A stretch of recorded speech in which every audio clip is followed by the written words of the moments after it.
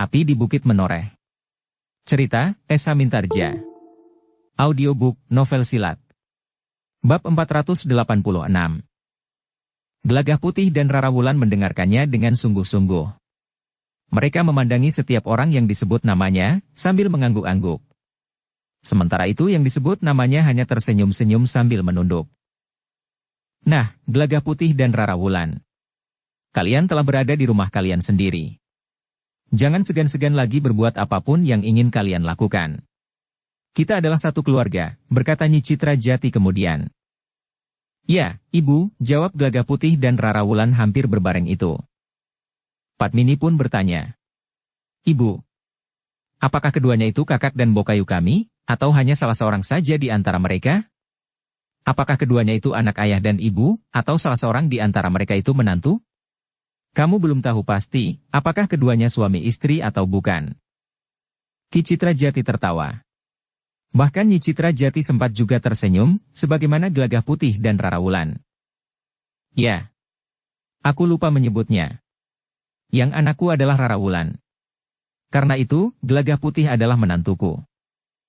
Jika demikian, maka Bokayu Srini bukan anak ibu yang ketiga, tetapi yang kedua. Srini adalah anakku yang ketiga. Jadi masih ada seorang lagi anak ibu yang belum pernah pulang. Hei! Nyi Citra Jati mengerutkan dahinya. Lalu katanya. Ah, terserah sajalah. Aku lupa mengingat-ingat urutan anak-anakku. Ki Citra Jati tertawa. Yang lain pun tersenyum pula. Sedangkan Pamekasan pun berkata. Salah ayah dan ibu. Kenapa ayah dan ibu mempunyai anak terlalu banyak? Terlalu banyak, ulang Nyi Citra Jati. Ki Demang Saradan mempunyai 18 orang anak. Tetapi dari 3 orang ibu, sahut Satiti. Nyi Citra Jati termangu-mangu. Namun ia pun kemudian tertawa. Yang lain pun tertawa pula, karena mereka masing-masing mengetahui bahwa anak Nyi Citra Jati yang sebenarnya hanya seorang saja. Sejenak kemudian, Ki Citra Jati pun berkata. Sekarang minumlah, Gelagah Putih dan Rara Wulan. Makanlah. Kalian masih diterima sebagai tamu. Namun kemudian kalian harus segera luluh dalam keluarga ini. Ya, ayah, desis Gelagah Putih. Untuk beberapa waktu kami akan berada di sini. Jangan cemas bahwa kami menyimpan kalian di dalam bilik baja dan menyelaraknya dari luar. Gelagah Putih tersenyum. Demikianlah. Setelah Gelagah Putih dan Rara Wulan minum dan makan ketela rambat rebus yang masih hangat, maka Ki Citra Jati pun berkata. Tunjukkan di mana kakak dan bokayumu harus tidur nanti malam. Jangan iri bahwa mereka berdua akan mendapatkan satu bilik yang khusus. Anak-anak angkat Ki Citra Jati itu tersenyum sambil memandangi Gelagah Putih dan Rara Wulan berganti-ganti. Demikianlah. Sejak hari itu, Gelagah Putih dan Rara Wulan tinggal bersama Ki Citra Jati, Nyi Citra Jati dan anak-anak angkatnya, yang sebenarnya lebih tepat disebut murid-muridnya. Dengan tekun mereka berlatih pagi, siang dan bahkan malam hari. Tetapi selain dalam olah kanuragan, mereka juga mengerjakan pekerjaan sehari-hari. Mereka juga bekerja di kebun, di sawah dan di pategalan. Mereka harus bertarung melawan alam yang garang di daerah yang kering dan tandus. Namun beruntunglah, bahwa ada sebagian sawah Ki Citra Jati yang terletak di lingkungan yang basah. Ternyata Gelagah Putih dan Rara Wulan dengan cepat menyesuaikan diri. Di tanah perdikan Menoreh mereka juga sudah terbiasa bekerja di sawah bersama Ki Jayaraga. Meskipun Rara Wulan sebenarnya adalah seorang perempuan dari kota raja, tetapi ia sudah lama tinggal di tanah perdikan Menoreh. Selain tekun bekerja di sawah dan pategalan, Gelagah Putih dan Rara Wulan juga rajin berlatih bersama anak-anak angkat Ki Citra Jati dan Nyi Citra Jati yang lain, meskipun sebenarnya tataran ilmu Gelagah Putih dan Rara Wulan sudah lebih tinggi. Namun seperti yang dikatakan oleh Nyi Citra Jati, maka Rara Wulan pun segera mendapat perhatian yang khusus dari Nyi Citra Jati. Ketika Nyi Citra Jati dan anak-anaknya sedang berada di sanggar, ditunggui oleh Ki Citra Jati, maka Nyi Citra Jati itu pun berkata kepada anak-anak angkatnya. Anak-anakku, bukan maksud ibu membeda-bedakan kalian. Kalian semua adalah anak-anakku, sehingga kalian semua mempunyai kedudukan yang sama bagiku. Tetapi di dalam kesamaan itu, ada juga perbedaannya. Rara Wulan ternyata memiliki tataran ilmu yang lebih tinggi dari kalian. Kalian tidak usah iri. Siapa yang tekun, pada suatu saat akan sampai juga pada tataran ilmu sebagaimana Rara Wulan, yang umurnya memang lebih tua dari kalian.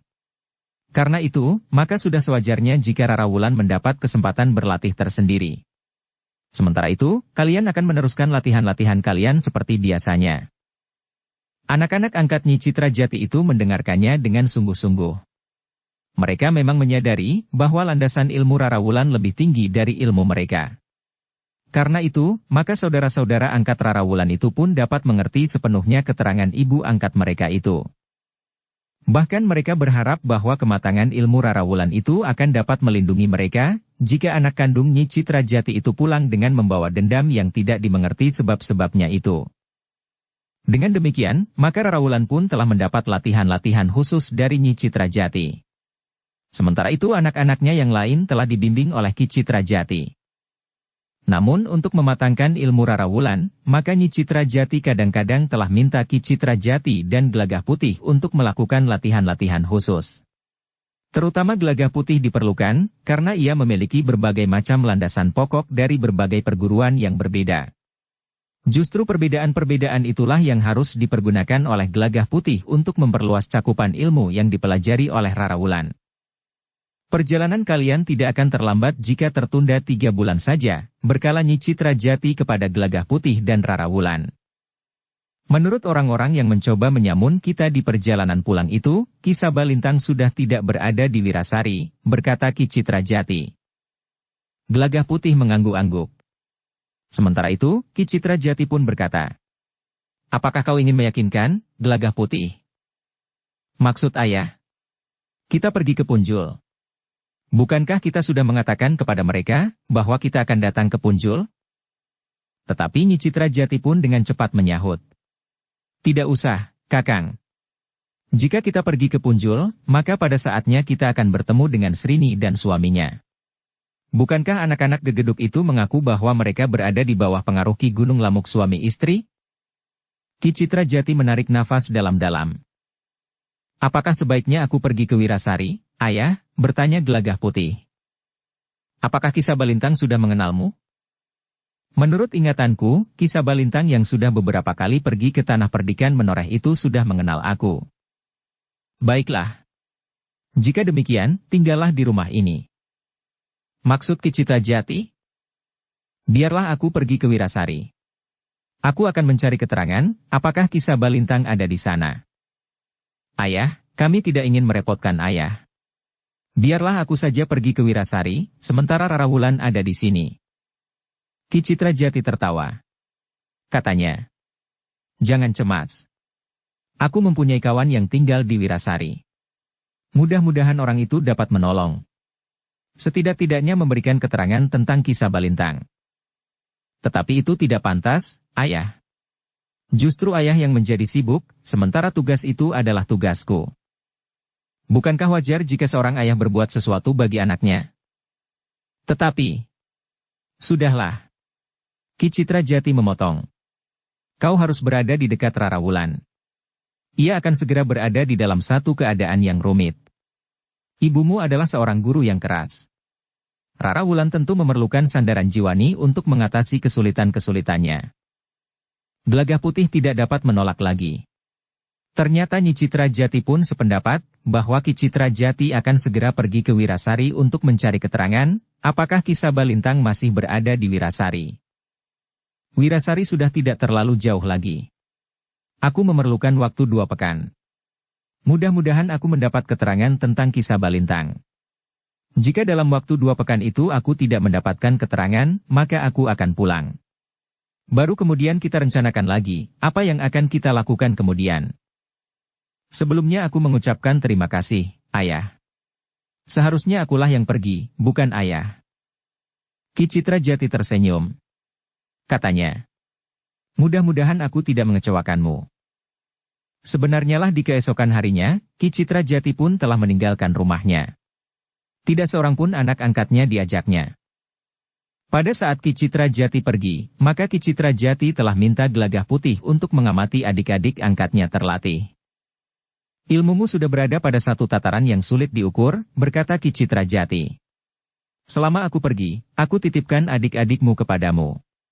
Kau dapat membantu mereka meningkatkan ilmunya, sementara itu Rara Wulan akan mendapat latihan-latihan khusus dari ibumu. Aku akan melaksanakannya sejauh batas kemampuanku, ayah. Batas kemampuanmu jauh lebih tinggi dari yang diperlukan. Ayah masih saja memuji. Jangan menjadi silau oleh pujian. Tetapi yang aku katakan itu benar. Gelagah Putih tidak menjawab lagi. Dilepasnya Ki Citra Jati sampai di regol halaman rumahnya, bersama Nyi Citra Jati, Rara Wulan dan adik-adik angkatnya. Sepeninggal Ki Citra Jati, maka Rara Wulan menjadi semakin tekun berlatih di sanggar bersama Nyi Citra Jati. Sementara itu, Gelagah Putih pun melakukan apa yang dipesankan oleh Ki Citra Jati. Ia berusaha membantu adik-adik angkatnya berlatih untuk meningkatkan ilmu mereka. Dalam pada itu, Rara Wulan benar-benar telah ditempa bukan saja unsur kewadagannya, tetapi juga kedalaman ilmunya, serta unsur ketahanan jiwani. Dimanfaatkannya waktu yang pendek itu sebaik-baiknya untuk menjalani laku bersama Nyi Citra Jati. Sentuhan-sentuhan ilmunya yang dilambari dengan tenaga dalam menjadi semakin tajam. Bahkan Rara Wulan mulai berlatih untuk menguasai dan menyerap kekuatan lingkungannya untuk kemudian dihempaskan kembali. Rara Wulan mulai merambah pada penguasaan inti kekuatan serta melontarkannya ke sasaran tanpa sentuhan wadak. Gelagah Putih yang pada saat-saat tertentu justru diminta oleh Nyi Citra Jati untuk menunggui saat-saat Rara Wulan menjalani laku, menjadi berdebar-debar. Namun melihat ketajaman penggeraitannya, maka Rara Wulan tentu akan dapat menyelesaikan laku yang dijalaninya, dengan hasil seperti yang diharapkan oleh Nyi Citra Jati. Tetapi saat-saat yang demikian bukannya tidak berarti sama sekali bagi Gelagah Putih. Gelagah Putih adalah anak muda yang ketajaman nalar budinya melampaui kebanyakan orang. Karena itu, maka pada saat-saat ia berada di dalam sanggar menunggui dan memberikan dukungan kekuatan jiwani kepada Rara Wulan, maka pengamatannya atas laku yang dijalani oleh Rara Wulan telah memperluas wawasan Gelagah Putih. Ternyata Gelagah Putih pun mampu menyerap bagi pengembangan ilmunya, yang sebelumnya memang sudah berlandaskan berbagai sumber. Namun Gelagah Putih sempat juga menjadi cemas menyaksikan laku yang sangat berat yang harus dilalui oleh Rara Wulan. Seperti dikatakan oleh Ki Citra Jati, maka Nyi Citra Jati adalah seorang guru yang sangat keras, dan berpegang pada inti permasalahan bagi setiap laku yang harus dijalani oleh Rara Wulan. Ketika Nyi Citra Jati sudah menganggap bahwa landasan yang diletakkannya, di antara landasan ilmu Rara Wulan yang sudah ada di dalam dirinya, sudah mapan, maka Nyi Citra Jati mulai merambah pada ilmu puncaknya.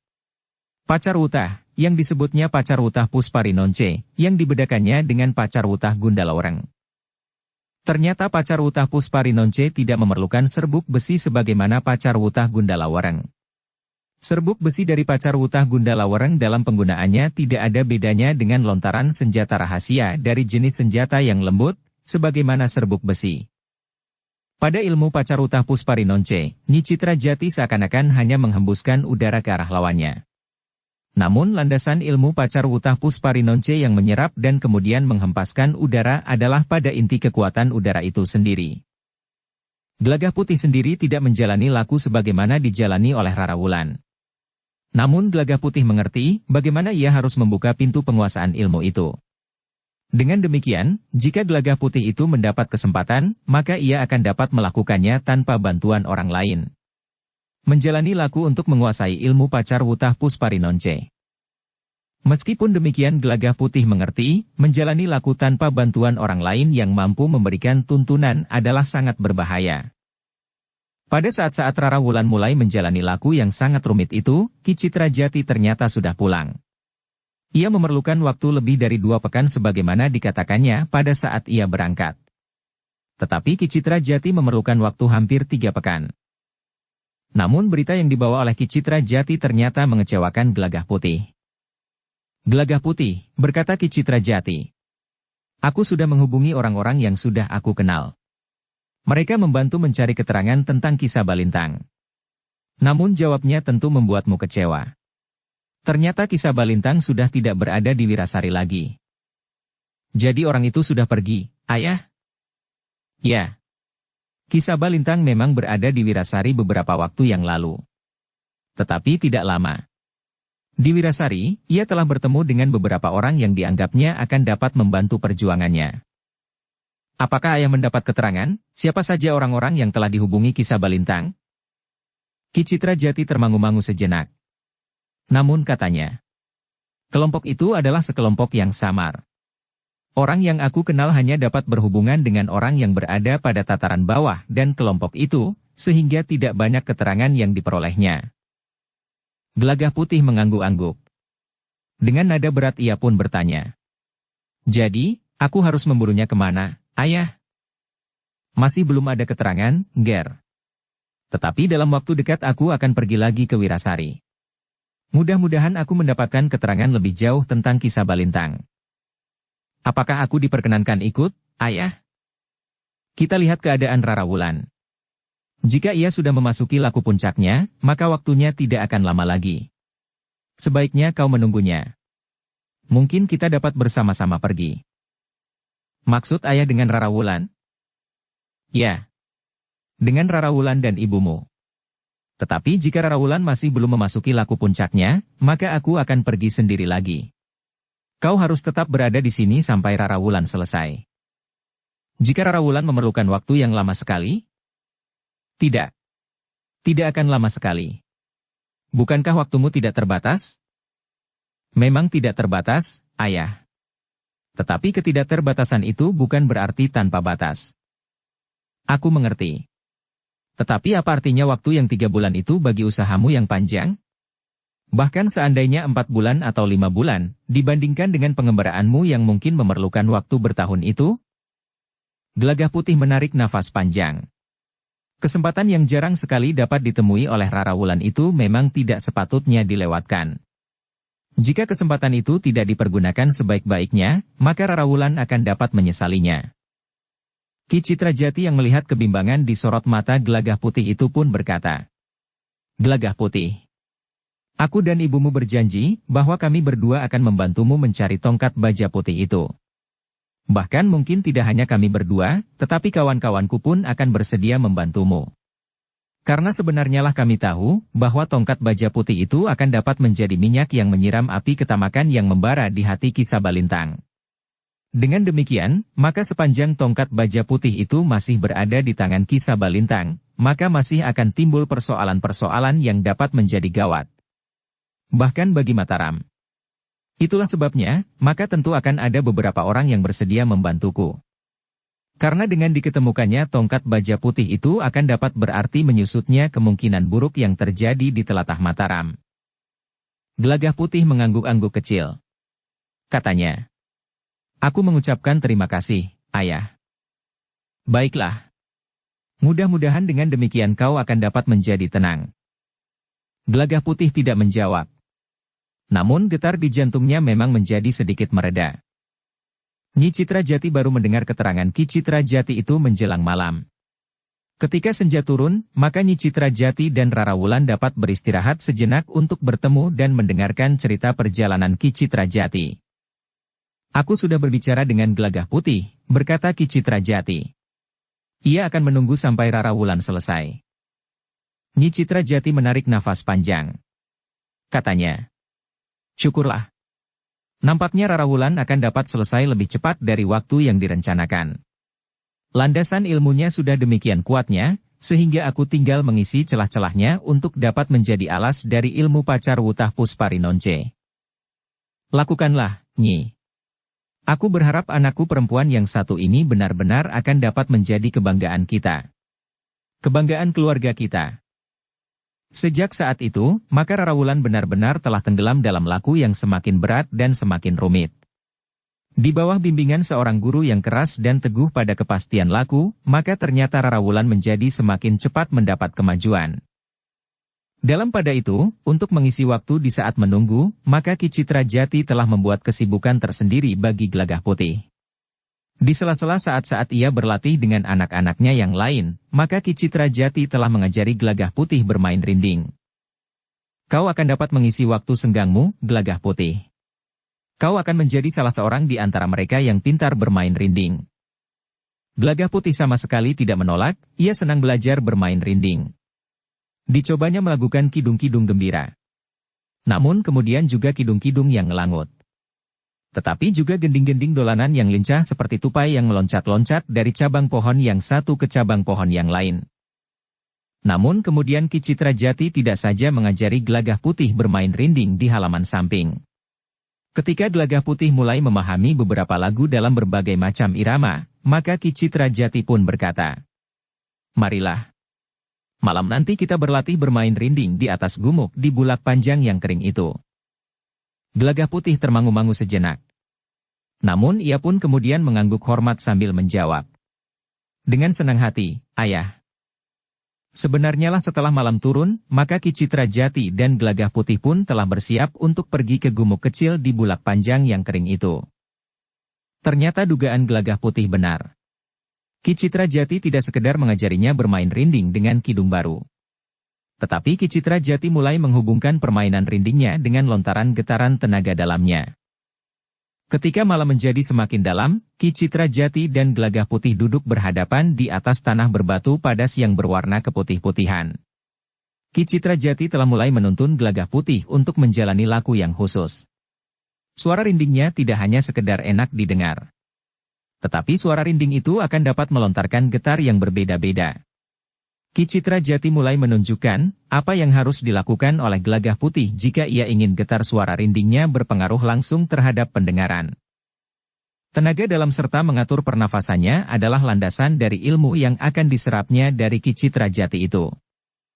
Semalam suntuk keduanya duduk di atas gumuk berbatu padas dan berwarna keputih-putihan. Dengan tekun Gelagah Putih memainkan rindingnya. Dilakukannya kidung dengan berbagai macam irama. Kadang-kadang terdengar keras menghentak-hentak. Kadang-kadang lembut ngelangut, seakan-akan beralun bergelombang seperti puncak-puncak gumuk kecil yang bertebaran. Keduanya bahkan masih duduk berhadapan ketika langit menjadi cerah. Bahkan ketika matahari terbit, keduanya belum beranjak dari tempatnya. Ketika matahari memanjat langit semakin tinggi, maka keringat pun mengalir dari kening Gelagah Putih. Bahkan kemudian dari seluruh permukaan kulitnya. Bajunya menjadi basah, seolah-olah Gelagah Putih telah kehujanan semalam suntuk. Keduanya masih tetap duduk di tempatnya. Untunglah bahwa mereka berada di tempat yang terpencil. Di tempat yang seakan-akan tidak pernah disentuh oleh seseorang. Bahkan dalam musim kering, seluruh bulak yang panjang itu tidak digarap. Semakin tinggi matahari mengarungi langit, maka kedua orang itu justru menjadi semakin tekun. Sekali-kali mereka mengangkat dada mereka, dengan wajah menengadah mereka melontarkan nada-nada tinggi, seakan-akan ingin menggapai langit. Namun kemudian mereka pun menundukkan kepala mereka, sementara nada suara rinding pun merendah, menukik ke kedalaman. Mereka duduk di atas gumuk itu sampai matahari terbenam lagi. Wajah bukit-bukit kecil yang keputih-putihan menyilaukan, nampak menjadi pudar. Malam yang gelap pun menyelimuti bulak kering yang luas itu.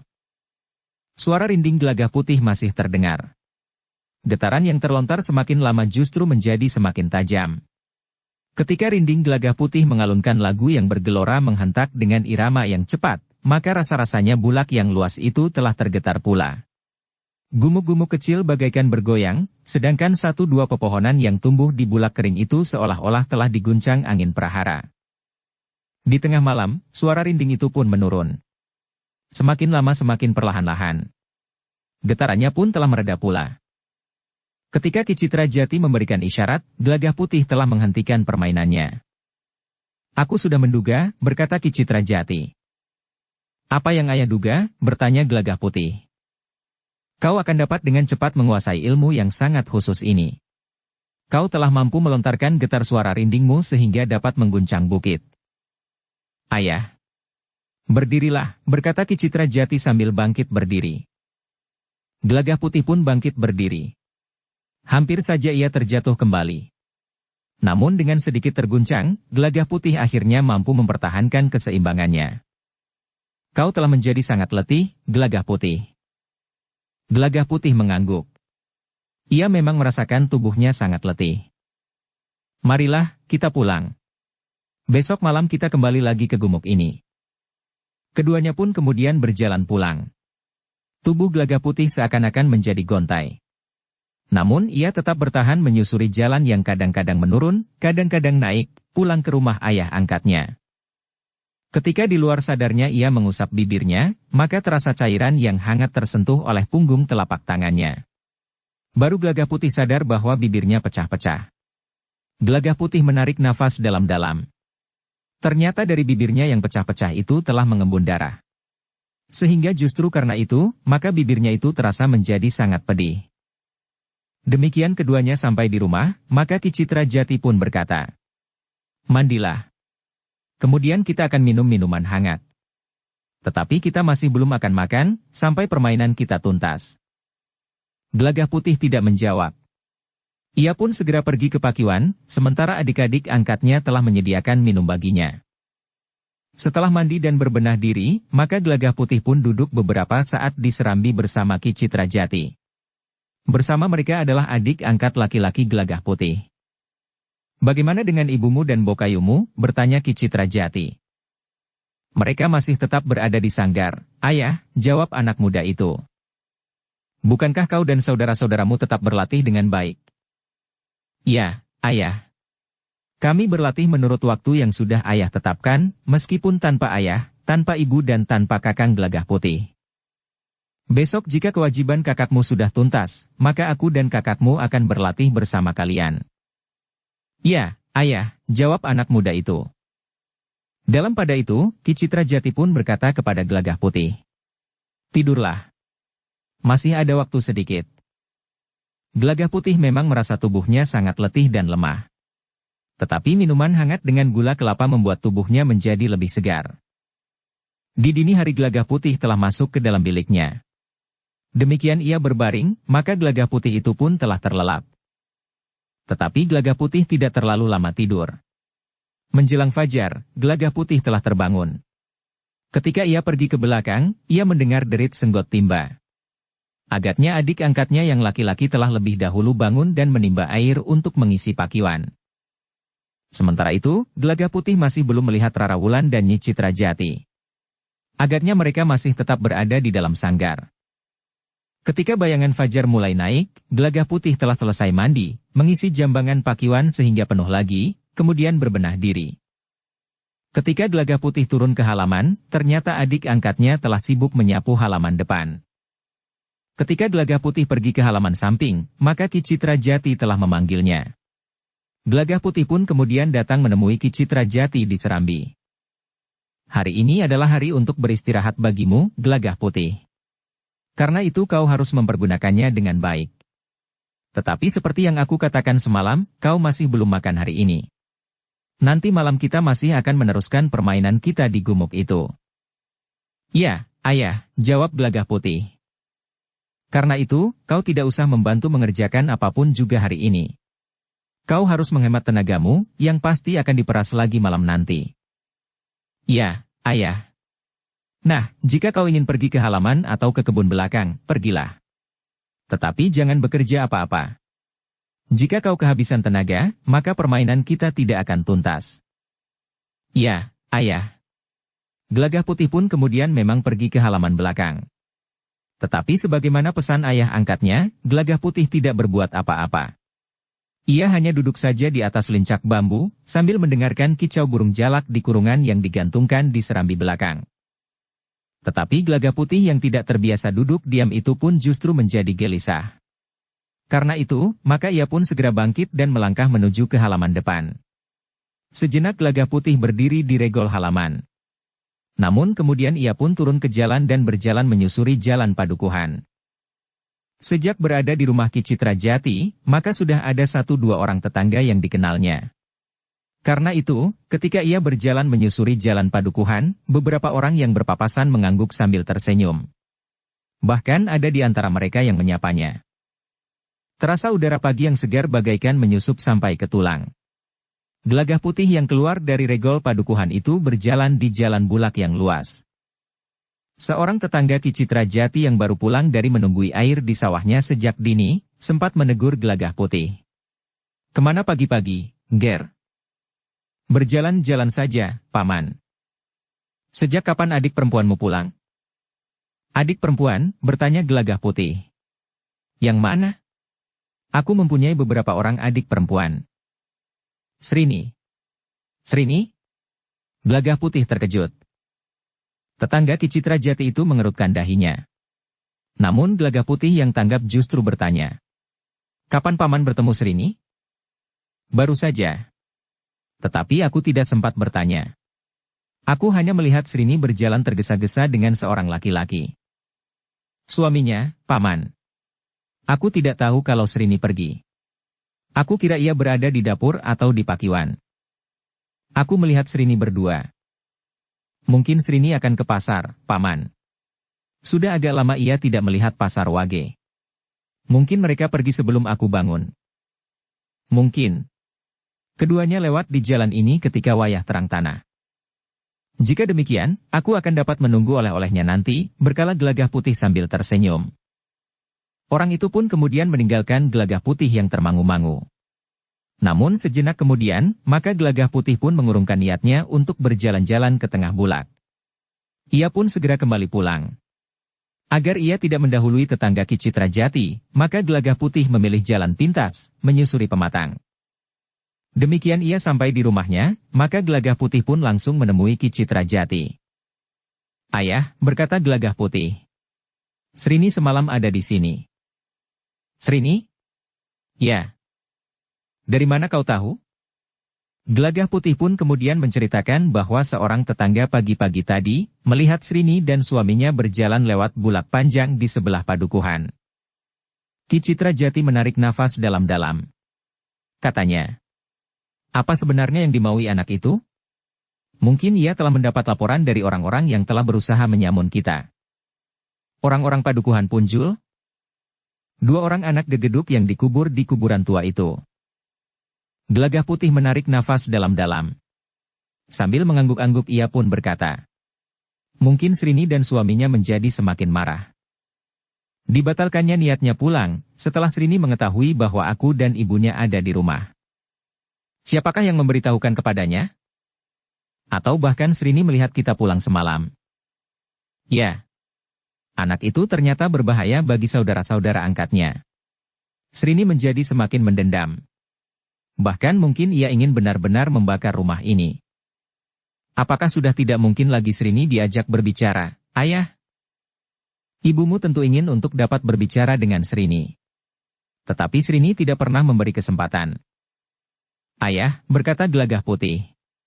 Aku mencemaskan adik-adik, bahkan ibu, jika nanti malam kita pergi ke gumuk. Ibu dan Rara Wulan sedang tekun berada di sanggar. Mungkin mereka tidak akan segera mengetahui, jika Srini datang dan langsung melepaskan dendamnya kepada adik-adik angkatnya. Bahkan mungkin ia benar-benar membakar rumah dan sanggar, selagi ibu dan Rara Wulan berada di dalam. Ki Citra Jati menarik nafas dalam-dalam. Katanya, aku mengerti, Gelagah Putih. Tetapi jika kita tidak segera menyelesaikannya, maka laku yang harus kau jalani menjadi semakin berat. Kau masih belum boleh makan sebelum laku yang kau tempuh tuntas. Jika laku yang harus kau jalani tertunda, maka kau harus tetap menunggu sampai lakumu dapat kau selesaikan. Sementara itu dengan tingkat kemampuanmu, maka menurut perhitunganku kau akan dapat menyelesaikannya dalam waktu sehari semalam. Jika nanti malam kita mulai, maka besok malam kau akan selesai. Tetapi apakah kita akan meninggalkan rumah ini? Ki Citra Jati termangu-mangu sejenak. Ia pun kemudian bergumam seakan-akan ditujukan kepada diri sendiri. Kita tidak mempunyai jalan lain, Gelagah Putih.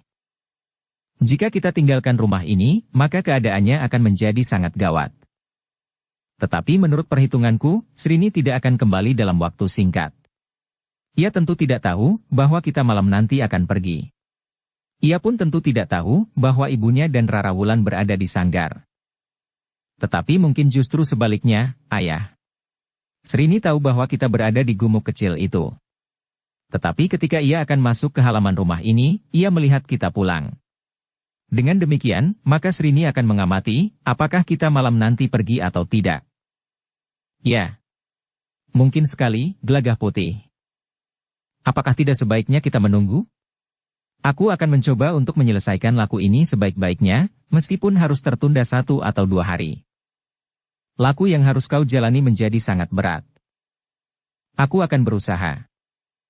Ki Citra Jati termangu-mangu sejenak. Namun ia pun kemudian berkata, kita lihat, apakah ibumu dan Rara Wulan sempat beristirahat barang 1 hari. Gelagah Putih mengangguk-angguk.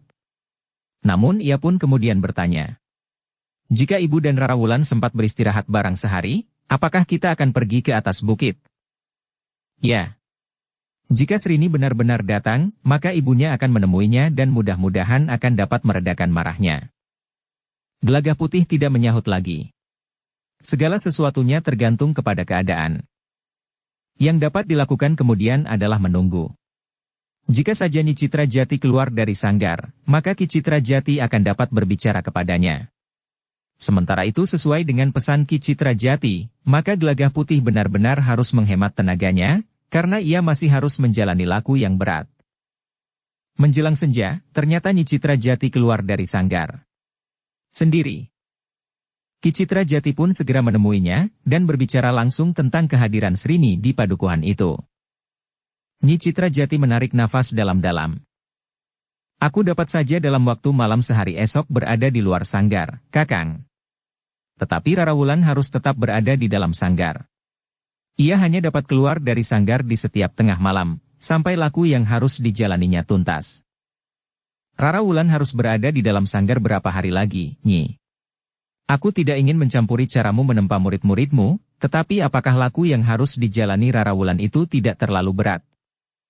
Aku telah menguji kemampuan Rara Wulan lahir dan batin. Ia akan dapat menempuh laku kedua dari cara warisan ilmu Pacarwutah Pusparinonce. Waktu akan menjadi lebih pendek, meskipun laku yang harus dijalani menjadi lebih berat. Jadi Rara Wulan akan menguasai ilmu Pacarwutah dalam waktu selapan lebih sepekan. Ki Citra Jati menarik nafas dalam-dalam. Kakang. Bukankah kau juga melalui jalur kedua untuk menuntun Gelagah Putih mewarisi kemampuan bermain rinding itu? Ya. Tetapi laku yang harus dijalani tidak akan seberat laku yang harus dijalani untuk mewarisi ilmu Pacarwutah Pusparinonce. Ilmu yang akan aku wariskan kepada Gelagah Putih sebenarnya tidak akan banyak berarti baginya, karena ia sudah memiliki berbagai macam ilmu. Ia dapat melontarkan serangan pada sasaran yang berjarak dari unsur kewadagannya. Lapun telah menguasai ilmu yang disadapnya dari Raden Rangga, seorang anak muda yang tidak dapat diukur ilmunya, putra Kanjeng Panembahan Senapati. Pada saat-saat yang luang, Gelagah Putih dapat mengungkap bayangan ilmu Raden Rangga itu hingga terwujud sebagai ilmu yang utuh. Karena itu, maka permainan rinding itu bagi Gelagah Putih benar-benar sebagai satu permainan saja, yang barangkali sekedar untuk melengkapi perbendaharaan ilmunya. Tetapi ia sudah terlanjur mulai. Sebaiknya ia mengakhirinya sampai tuntas. Ya. Baiklah. Nanti tengah malam pergilah ke bukit.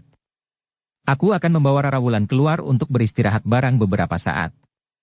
Kemudian mengantar Rara Wulan masuk kembali ke dalam sampai tengah malam berikutnya. Itu pun hanya menjemput dan kemudian membawa Rara Wulan kembali memasuki sanggar. Seterusnya aku akan berada di luar sanggar, sampai Kakang pulang. Baiklah, Nyi. Aku akan berbicara dengan Gelagah Putih. Aku pun akan berbicara dengan Rara Wulan nanti. Sebenarnya lah, maka menjelang tengah malam, Nyi Citra Jati telah membawa Rara Wulan keluar sanggar untuk beristirahat serta menghirup udara segar. Sementara itu, Ki Citra Jati dan Gelagah Putih telah berangkat meninggalkan rumahnya, kembali ke gumuk kecil yang terpencil itu. Ketika Gelagah Putih dan Ki Citra Jati duduk sambil menyilangkan kaki di atas bukit, serta meletakkan rinding di bibirnya, maka Nyi Citra Jati telah membawa Rara Wulan masuk kembali ke dalam sanggar. Setelah memberikan beberapa petunjuk laku, maka Nyi Citra Jati pun telah keluar lagi dari sanggar. Ia telah siap menemui Srini, jika Srini benar-benar datang. Tetapi malam itu Srini tidak pulang. Tetapi di hari berikutnya, pada saat matahari naik, Srini sudah berada di halaman rumah orang tuanya. Dengan jantung yang berdebaran, Nyi Citra Jati turun ke halaman. Dengan lembut Nyi Citra Jati berkata, "Marilah, Srini. Aku sudah lama menunggu kau pulang." Srini memandang ibunya dengan wajah yang gelap. Dengan nada tinggi ia pun berkata, "Di mana keparat itu, Bu?" "Jangan begitu, Srini. Bersikaplah sebagai seorang saudara. Aku telah mengajarmu untuk saling mengasihi dengan saudara-saudaramu. Bahkan saling menolong dalam kerukunan. Semuanya hanyalah mimpi yang manis. Seharusnya ibu mulai bangun dan memandang dunia ini sebagai satu kenyataan. Kenyataan yang mana, Srini?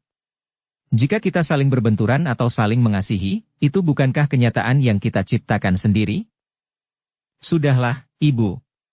Serahkan perempuan itu. Besok aku akan datang menjemput laki-laki yang sekarang pergi bersama ayah ke atas bukit. Jantung Nyi Citra Jati terasa berdegup semakin cepat. Dengan suara yang berat Nyi Citra Jati berkata, "Jangan membuat hatiku menjadi semakin pedih, Srini. Aku rindukan kau. Tetapi sekarang kau datang bukan dengan kerinduan sebagaimana rinduku. Tetapi kau datang untuk menyakiti hatiku. Ibu yang menyakiti hatiku. Ibu menolak dan bahkan membenci laki-laki yang aku cintai. Dengan demikian, apa arti cinta ibu kepadaku? Maafkan aku, Srini. Kau tentu tahu, karena aku tidak dapat menerima kehadiran laki-laki itu di dalam keluarga kita. Alasan yang dibuat-buat. Ibu menganggap aku sebagai benda mati yang dapat ibu perlakukan menurut selera ibu sendiri. Tetapi aku manusia seperti ibu, yang mempunyai nalar budi. Mempunyai penilaian sendiri sesuai dengan jiwaku. Ibu sama sekali tidak menghargai sikap dan nalar budiku. Sama sekali bukan maksudku, Srini. Sudahlah, berkata Srini. Sekarang, di mana perempuan itu, Ibu? Jika yang kau maksud adalah kakak angkatmu, ia berada di dapur. Berikan perempuan itu kepadaku sekarang. Jangan memaksa, Srini. Jika kau memaksa, maka akhir dari pertemuan kita akan menjadi tidak baik. Sementara itu aku ingin kau pulang dan hidup dalam satu lingkungan keluarga, seperti saat-saat remajamu. Cukup. Ibu jangan menunggu kesabaranku habis. Jangan terlalu berani kepada orang tua, Srini. Itu tidak baik. Jadi ibu benar-benar akan mempertahankan perempuan itu? Aku terpaksa mencegahmu, Srini. Karena menurut nuraniku, kaulah yang telah mengambil langkah yang salah. Kau tahu sikap dan pendirianku sejak kau remaja. Aku tidak akan ingkar dari kata nuraniku. Jadi ibu ingin mengandalkan ilmu pacarwutah itu? Aku tahu bahwa kau juga memiliki ilmu itu. Tetapi sayang sekali, bahwa ilmumu telah bergeser. Ketika aku menurunkan ilmu pacarwutah kepadamu lewat jalur pertama, kau belum selesai. Kau terlalu tergesa-gesa sehingga ilmumu justru menjadi tidak sempurna. Namun kemudian kau matangkan ilmumu lewat jalur yang salah. Aku tidak tahu, siapakah yang mewariskan ilmu itu kepadamu. Pacarwutah Gundalawereng. Ibu kira pacarwutah Pusparinonce itu lebih baik dan lebih tinggi tingkatnya dari pacarwutah Gundalawereng? Soalnya bukan manakah yang lebih baik dan manakah yang lebih tinggi. Baik, Ibu. Kedatanganku sekarang adalah sekedar untuk meyakinkan sikap ibu, dan tentu juga sikap ayah. Tetapi aku minta ibu mengetahui, bahwa aku tidak akan berhenti berusaha. Besok ayah akan pulang bersama-sama laki-laki jahanam yang ibu anggap sebagai anak itu. Sementara itu, aku tidak akan menghentikan usahaku untuk mengambilnya. Bahkan jika ibu berkeras, yang terancam jiwanya bukan hanya laki-laki dan perempuan itu. Tetapi semua penghuni rumah ini. Ayah, ibu dan adik-adik angkatku, yang sekarang ada dan yang akan pulang di kesempatan lain. Nyi Citra Jati pun kemudian menjawab dengan suara yang bergetar, sebagaimana jantungnya bergetar. Katanya, Srini, kenapa kau keraskan hatimu seperti batu hitam? Sebelumnya kau adalah anak yang manis. Gadis yang lembut dan memahami hubungan kasih sayang dengan seluruh keluarga. Sikap ayah dan ibu telah menempa jantungku menjadi sekeras batu hitam.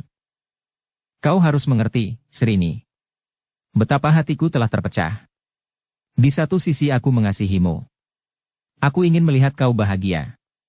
Tetapi di sisi lain aku mengetahui, bahwa laki-laki yang kau dambakan itu adalah laki-laki yang hadir dari lingkungan yang hitam. Seandainya kau menemukan kebahagiaan dengan laki-laki itu, namun kebahagiaan itu hanyalah kebahagiaan semu semata-mata. Kebahagiaan lahiriah yang memang dapat memenuhi keinginan keduniawian. Sudah berapa kali aku mendengar sesorah ibu seperti itu. Sebagaimana juga ayah selalu menggurui aku. Tetapi ayah dan ibu selalu berpijak kepada kepentingan ayah dan ibu sendiri. Ayah dan ibu telah bersikap tidak adil. Ayah dan ibu ingin aku mengerti perasaan ayah dan ibu, tetapi ayah dan ibu sama sekali tidak mau mengerti, bahkan sama sekali tidak menghiraukan perasaanku. Srini. Cukup, ibu. Aku akan pergi. Aku tahu, aku tidak akan dapat menang melawan ibu. Bahkan seandainya aku datang bersama suamiku, aku meragukan, apakah aku dapat mengalahkan ibu dan anak-anak angkat ibu itu. Terutama anak yang sedang ibu lindungi. Tetapi hubungan kami luas, ibu. Pada suatu saat, maka ayah, ibu, dan anak-anak angkat ibu, terutama yang sedang ayah dan ibu lindungi itu, akan menyesal. Pada batas kesabaran kami, maka kami akan dapat berbuat di luar dugaan ibu dan ayah. Nyi Citra Jati masih akan menjawab. Tetapi rasa-rasanya lehernya telah tersumbat. Matanya menjadi panas, sementara jantungnya berdegup semakin cepat. Srini pun kemudian berkata, "Aku akan pergi. Tetapi aku sudah mendapat keyakinan bahwa ibu lebih mengasihi orang-orang yang datang kemudian itu daripada anak kandungnya sendiri." "Tidak, Srini. Tidak." Tetapi Srini sudah tidak mau mendengarkannya lagi. Ia pun segera melangkah pergi keluar lewat regol halaman rumahnya. Air mata yang hangat telah meleleh ke pipi Nyi Citra Jati. Anak-anak angkatnya yang melihat Srini pergi, dengan cepat mendekati ibu angkatnya sambil berkata, "Marilah, ibu. Dukung channel Novel Silat dengan subscribe, follow, like, komen dan share." Nyi Citra Jati pun kemudian masuk ke ruang dalam. Namun ia tidak mampu lagi menahan tangisnya. Kedua telapak tangannya menutup wajahnya yang basah. Isaknya terasa menyesakkan dadanya. "Sudahlah, ibu. Bokayu sudah pergi." Nyi Citra Jati tidak menyahut. Tetapi diusapnya rambut gadis itu sambil berdesis di sela-sela isaknya. "Ya, Nger. Tetapi aku masih mengharap Mbokayumu itu kembali." "Apakah ia harus kembali bersama Kakang Gunung Lamuk?" "Itulah yang telah merusak keseimbangan perasaanku. Jika saja Srini tidak tergoda oleh laki-laki itu." "Sudahlah, ibu. Mudah-mudahan pada suatu saat Mbokayu menyadari bahwa jalan yang ditempuhnya adalah jalan yang sesat." Nyi Citra Jati mengangguk. Sementara itu, anak angkatnya yang lain telah membawa minuman hangat. Diletakkannya minuman hangat di sebelah ibu angkatnya sambil berkata, "Minumlah, ibu. Mumpung masih hangat." "Terima kasih, Nger." Beberapa saat Nyi Citra Jati masih duduk di amben panjang. Anak-anak angkatnya masih mengerumuninya. "Sudahlah, Nger. Tinggalkan ibu. Ibu tidak apa-apa. Kerjakan apa yang harus kalian kerjakan." "Apakah ibu akan masuk ke sanggar?" bertanya salah seorang anak angkatnya. "Tidak. Biarlah Mbokayumu menjalani laku sendiri. Ia sudah tahu apa yang harus dilakukannya. Nanti malam, di tengah malam, aku akan menjemputnya untuk beristirahat sebentar. Kemudian membawanya kembali masuk ke dalam. Tetapi aku pun harus segera keluar lagi. Aku masih mencemaskan Mbokayumu Srini. Meskipun aku ingin Srini pulang, tetapi tidak dengan membawa dendam seperti tadi, atau seperti kemarin dulu." Anak-anak angkatnya mengangguk. Mereka pun kemudian meninggalkan Nyi Citra Jati, kembali ke kerja mereka masing-masing. Sementara itu, Nyi Citra Jati sendiri duduk merenungi keadaannya. Bahkan di luar sadarnya Nyi Citra Jati itu pun berdesis, "Kakang Citra Jati, kenapa kita harus memikul beban ini?" Tetapi Nyi Citra Jati itu pun kemudian mengusap matanya yang basah. Ia pun segera pergi ke Pakiwan untuk mencuci wajahnya. Dalam pada itu, di atas bukit berbatu padas yang berwarna keputih-putihan, Gelagah Putih dan Ki Citra Jati duduk di bawah teriknya sinar matahari yang mencapai puncaknya. Langit pun nampak bersih. Tidak selembar awan pun nampak menggantung. Di atas balu padas yang bergelombang oleh puncak-puncak gumuk kecil, udara nampak bagaikan mengandung uap air yang mendidih. Di bawah panas sinar matahari yang membara di langit, Gelagah Putih masih saja bermain dengan rindingnya. Diikutinya semua petunjuk Ki Citra Jati. Lagu yang dilontarkannya kadang-kadang terasa menghentak-hentak. Namun kemudian luruh mengusap jantung. Tetapi sejenak kemudian menukik dengan cepat, sehingga seakan-akan merunduk menyusuri permukaan tanah. Suaranya memberat bagaikan beban yang tidak terpikulkan. Namun sekejap kemudian, nadanya melenting tinggi, menggelepar di panasnya sinar matahari, menggapai-gapai pijar yang merayap di wajah langit. Waktu pun merangkak tanpa henti. Setiap kejapan mata, setiap tarikan nafas, waktu pun bergerak terus. Dalam pada itu, di rumahnya, Nyi Citra Jati masih saja merasa cemas. Mungkin sekali Srini yang mendendam itu datang kembali bersama suaminya dan orang-orangnya. Mungkin mereka akan memperlakukan seisi rumah itu dengan liar, sehingga anak-anak angkatnya akan menjadi korban. Demikian pula Rara Wulan yang berada di dalam sanggar. Jika hal itu terjadi, Gelagah Putih tentu tidak akan memaafkannya, berkata Nyi Citra Jati di dalam hatinya. Karena itu, jika terpaksa, maka ia akan membawa Rara Wulan keluar. Memotong laku pada jalur kedua yang sedang dijalani oleh Rara Wulan. Sehingga pada kesempatan lain Rara Wulan terpaksa harus mengulanginya. Tetapi itu tentu lebih baik daripada Rara Wulan harus dihancurkan di dalam sanggar tanpa memberikan perlawanan, atau berusaha menyingkir dari malapetaka.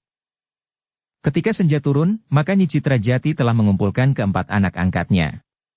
Dengan hati yang berat, Nyi Citra Jati itu pun berkata, "Anak-anakku, bukan maksudku untuk menaburkan perpecahan di antara saudara sendiri. Tetapi sudah tentu bahwa kalian tidak seharusnya membiarkan diri kalian menjadi korban dendam Mokayumu Srini.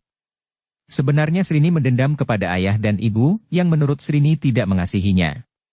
Tidak membiarkan Srini memilih jalan sesuai dengan seleranya.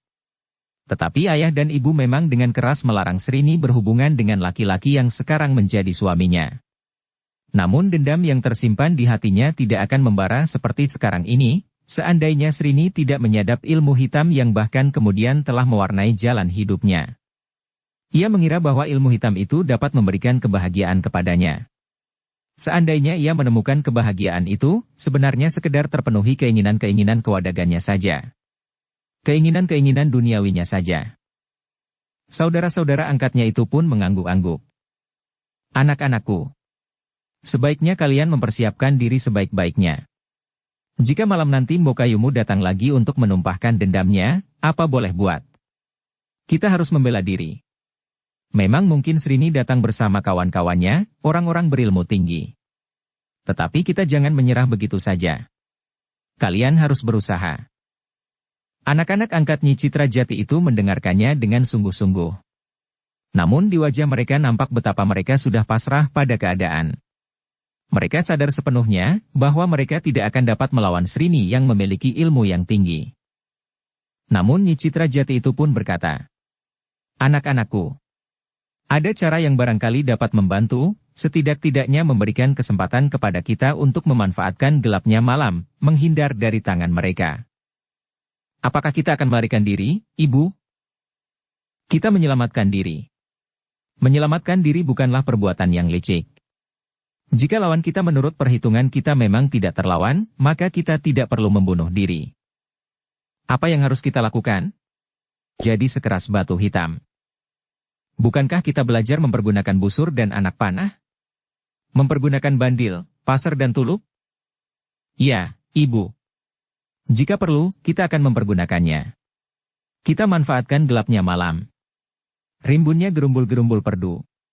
Dari celah-celah pepohonan dan rumpun bambu di kebun belakang, kita menyerang lawan kita dengan panah, bandil atau tulup. Demikian kita menyerang, maka kita akan menyusup di kegelapan, sehingga kita mendapat kesempatan untuk keluar dari kebun lewat pintu-pintu butulan. Karena itu, kita tidak perlu menyelarak pintu-pintu butulan.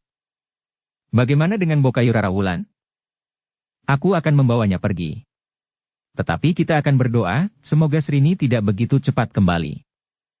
Anak-anak angkatnya pun mengangguk-angguk.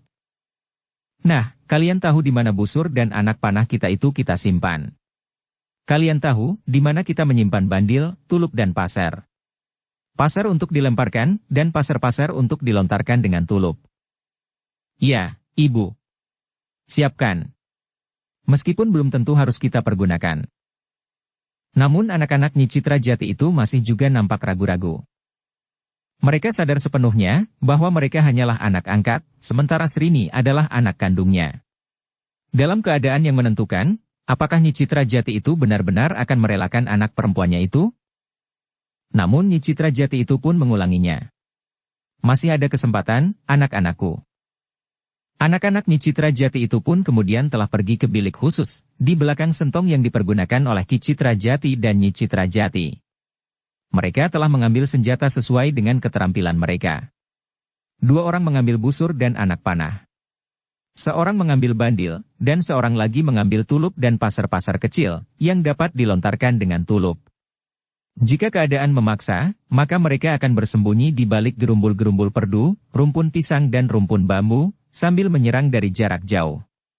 Sementara itu, mereka dibenarkan oleh Nyi Citra Jati untuk mencari jalan keluar dan menghindarkan diri. Dalam pada itu, di bukit, Gelagah Putih masih menjalani laku menurut petunjuk dan tuntutan yang diberikan oleh Ki Citra Jati. Ternyata Gelagah Putih tidak memerlukan waktu sampai tengah malam. Ketika suara rindingnya menggelepar meninggi bagaikan menggapai awan, maka terasa seakan-akan seluruh isi dada Gelagah Putih pun menggelepar pula, tertumpah lewat suara rindingnya. Pada saat terakhir dari laku yang harus dijalaninya, maka disalurkannya tenaga dalamnya yang sudah menjadi semakin tinggi tatarannya, serta segenap kekuatan ilmunya, lewat getar suara rindingnya. Ki Citra Jati dapat merasakan betapa dahsyatnya getar suara rinding yang terlontar itu. Bukit-bukit seakan-akan bergetar dan pepohonan pun berguncang. Bintang-bintang yang bergayutan di langit pun rasa-rasanya akan runtuh menimpa bumi. Dengan isyarat, Ki Citra Jati pun kemudian mulai meredakan ungkapan kemampuan ilmu Gelagah Putih lewat suara rindingnya. Suara rinding itu pun semakin lama menjadi semakin perlahan. Merendah, dan kemudian berhenti sama sekali. Gelagah Putih yang duduk bersilang kaki itu nampak menjadi sangat letih. Nafasnya pun menjadi terengah-engah. Seluruh tubuhnya telah basah oleh keringat yang mengalir di seluruh wajah kulitnya. Namun Ki Citra Jati itu pun telah mengisyaratkan agar Gelagah Putih duduk memusatkan nalar budinya, mengatur pernafasannya.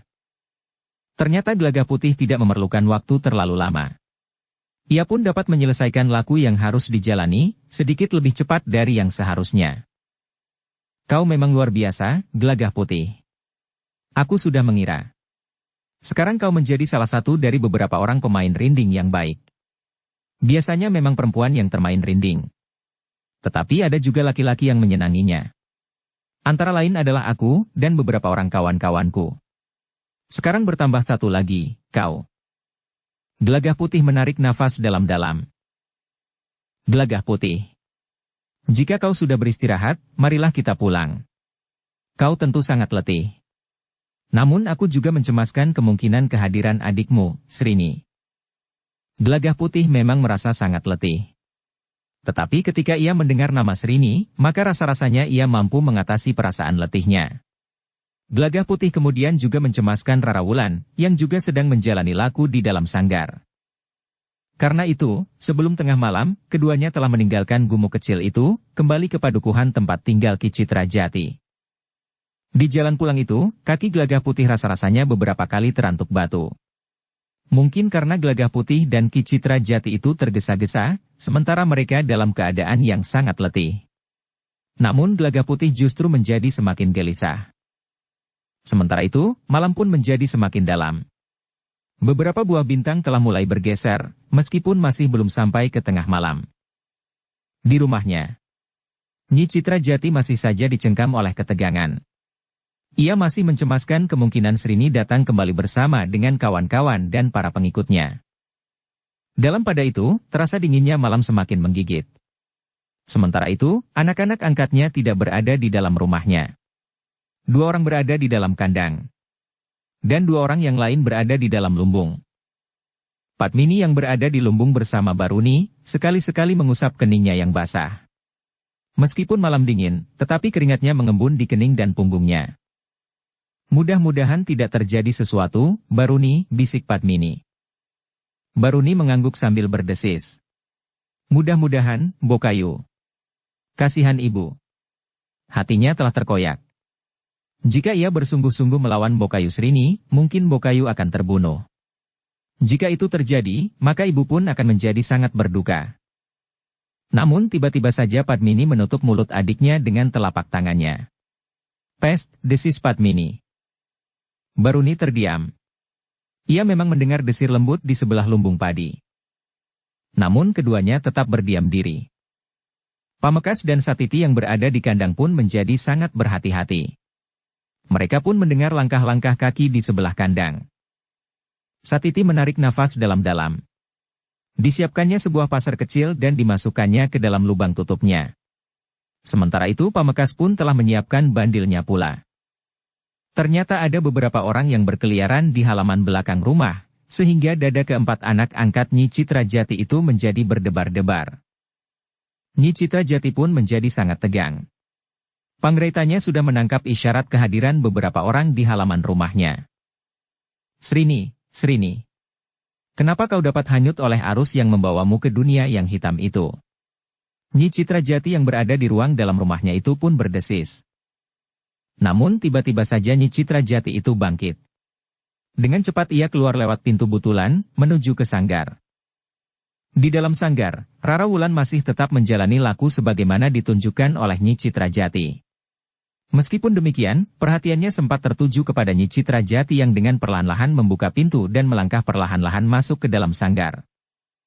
Nyi Citra Jati tidak dapat membiarkan Rara Wulan mengalami kesulitan dan bahkan mendapat malapetaka, justru pada saat menjalani laku. Tetapi Nyi Citra Jati pun tidak ingin Rara Wulan gagal sehingga harus mengulanginya kembali, jika tidak terpaksa sekali. Karena itu, maka Nyi Citra Jati memerlukan menemui Rara Wulan yang tengah menjalani laku itu. Wulan, desis Nyi Citra Jati dengan nada suara yang lembut. Rara Wulan menarik nafas panjang. Dilepaskannya pemusatan nalar budinya sejenak. Dengar, anakku. Kau jangan terpengaruh oleh apa yang terjadi di luar sanggar. Tunggu isyaratku. Mungkin kau harus berbuat sesuatu di sela-sela laku yang kau jalani. Tetapi ingat, kau tunggu isyaratku. Apa yang terjadi, Ibu? Permainan yang buruk. Tetapi sekali lagi aku peringatkan, jangan terpengaruh oleh permainan yang buruk itu. Kau sedang menjalani laku yang berat. Jika kau terpengaruh, mungkin sekali pengaruh itu akan dapat mengganggu laku yang sedang kau jalani. Apapun yang terjadi, jangan kau hiraukan. Ya, Ibu. Yakinkan dirimu. Percayalah kepadaku. Ya, Ibu. Nyi Citra Jati mencium pipi Rara Wulan yang basah oleh keringat. Kemudian ditepuknya bahunya sambil berdesis. Kau memang luar biasa. Kau lalui waktu dengan kesan yang memberikan kebanggaan kepadaku. Aku belum pernah menemui seorang murid yang memiliki kelebihan sebagaimana kau, Wulan. Terima kasih, Ibu. Semoga aku tidak mengecewakan Ibu sampai batas akhir. Nyi Citra Jati pun kemudian keluar dari sanggar. Tetapi ia tidak segera masuk ke dalam rumahnya. Tetapi Nyi Citra Jati justru bergeser, menghilang di bayangan segerumbul pohon soka yang sedang berbunga. Sebenarnya lah bahwa beberapa orang memang sudah berada di halaman rumah Nyi Citra Jati. Tetapi mereka belum berbuat sesuatu. Sebagian dari mereka berada di kebun belakang. Yang lain berada di halaman samping. Nyi Citra Jati yang memiliki penglihatan yang sangat tajam itu pun sempat melihat bayangan-bayangan yang bergerak di antara pepohonan di halaman samping. Namun Nyi Citra Jati itu masih tetap berdiam diri di belakang segerumbul pohon soka. Jika saja mereka tidak terperosok ke belakang tanaman perdu ini pula, berkala Nyi Citra Jati di dalam hatinya. Agaknya mereka masih menunggu Srini, atau suaminya, berkata Nyi Citra Jati kepada diri sendiri. Yang kemudian dicemaskan oleh Nyi Citra Jati adalah anak-anak angkatnya. Mereka memang sudah mewarisi ilmu dari Nyi Citra Jati dan Ki Citra Jati. Tetapi masih banyak yang harus mereka lakukan untuk mencapai tataran ilmu yang tinggi. Mudah-mudahan kegelapan serta pengenalan mereka atas lingkungan ini dapat membantu, berkata Nyi Citra Jati di dalam hatinya. Menurut pengamatan Nyi Citra Jati, agaknya Srini dan orang-orangnya masih belum tahu bahwa Rara Wulan berada di sanggar, sedang menjalani laku khusus pada jalur kedua untuk mewarisi ilmu Pacar Wutah Puspari Nonce. Ternyata bahwa perhatian mereka sama sekali tidak tertuju ke sanggar. Mudah-mudahan mereka tidak tahu bahwa Rara Wulan sedang berada di sanggar. Mudah-mudahan mereka juga tidak tahu bahwa Gelagah Putih pun sedang menjalani laku di gumuk kecil itu. Mungkin mereka melihat Ki Citra Jati dan Gelagah Putih datang kemudian pergi lagi. Tetapi mudah-mudahan mereka tidak mengerti apa yang sedang mereka lakukan. Setidak-tidaknya tidak tahu waktu yang diperlukan dalam laku yang sedang dijalani oleh Gelagah Putih, yang akan selesai pada tengah malam ini. Nyi Citra Jati menarik nafas dalam-dalam. Dalam pada itu, malam pun telah bergulir terus. Tengah malam lewat. Nyi Citra Jati memang menjadi gelisah. Biasanya Rara Wulan dapat beristirahat di tengah malam. Tetapi jika ia keluar dari sanggar, maka ia akan dapat terlihat. Sementara dalam menjalani laku, kekuatan dan kemampuan, terutama dukungan kewadagannya, tidak berada dalam keadaan siap. Jantung Nyi Citra Jati pun bergetar ketika ia mendengar isyarat di halaman depan. Di sepinya malam, terdengar suara burung tuhu memekik tinggi. Sejenak kemudian, suara itu telah disahut oleh suara burung kolik dari kebun di belakang rumah Nyi Citra Jati. Aku tidak mempunyai pilihan lain, berkata Nyi Citra Jati. Sementara itu, Padmini pun telah menggamit adiknya sambil berdesis. Kita tidak mempunyai pilihan lain. Ya, Mbokayu. Hati-hatilah, Baruni. Semoga kita mendapat perlindungan dari Yang Maha Agung. Sejenak keduanya termangu-mangu. Mereka mendengar langkah beberapa orang yang agaknya sedang mengepung rumah Ki Citra Jati itu. Padmini itu mendengar seseorang berkata perlahan-lahan. Namun karena orang itu berdiri di dekat lumbung, maka Padmini pun dapat mendengarnya. Jangan ada yang lolos seorang pun. Kita akan menangkap mereka hidup-hidup. Tetapi jika mereka melawan, maka kita tidak mempunyai pilihan lain. Bagaimana dengan Nyi Citra Jati? Itu bukan tugas kita. Biarlah orang-orang berilmu tinggi yang berada di halaman depan yang mengurusnya. Kemudian mereka pun terdiam.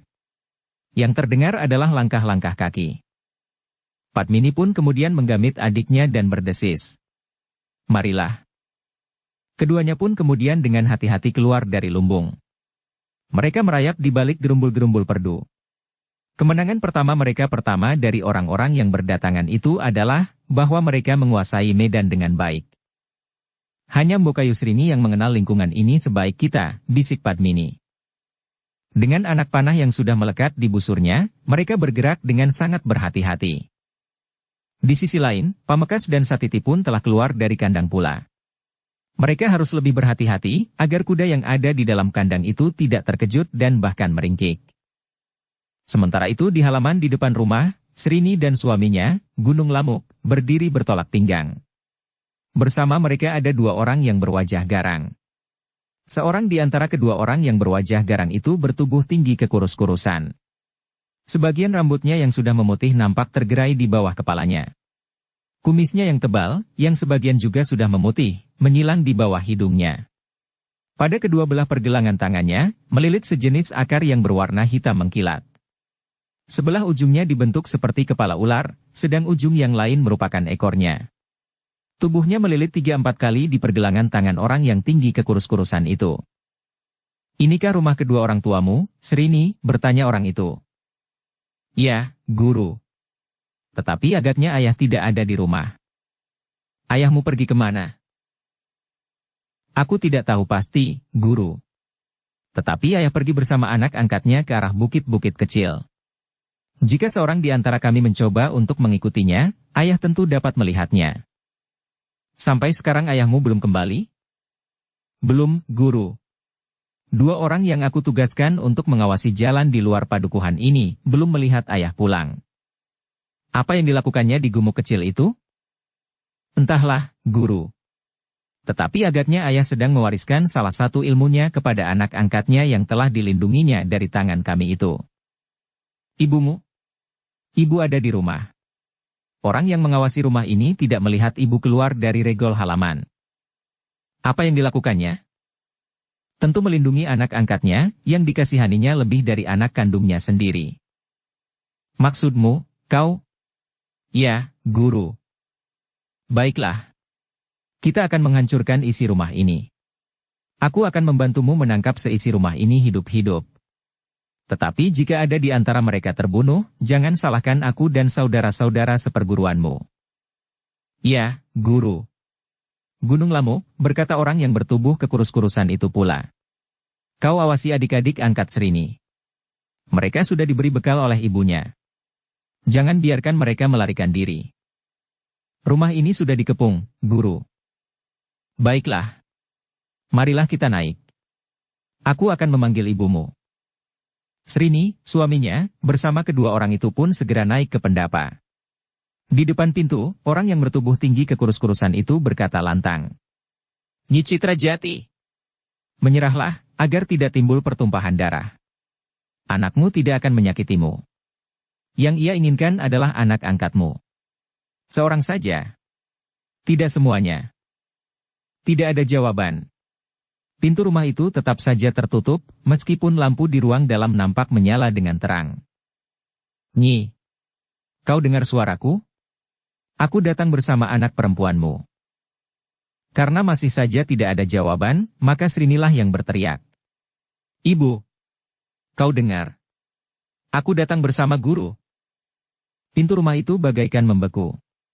Dinding, tiang kerangka rumah itu bagaikan membeku. Jika kau tidak mau membuka pintunya, Nyi, aku akan merusaknya.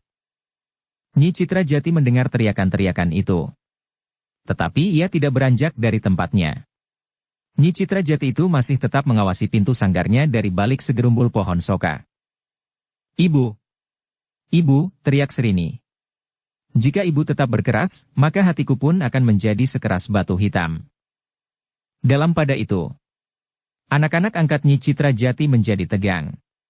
Sebenarnya Nyi Citra sudah mengisyaratkan agar mereka berusaha untuk meninggalkan halaman.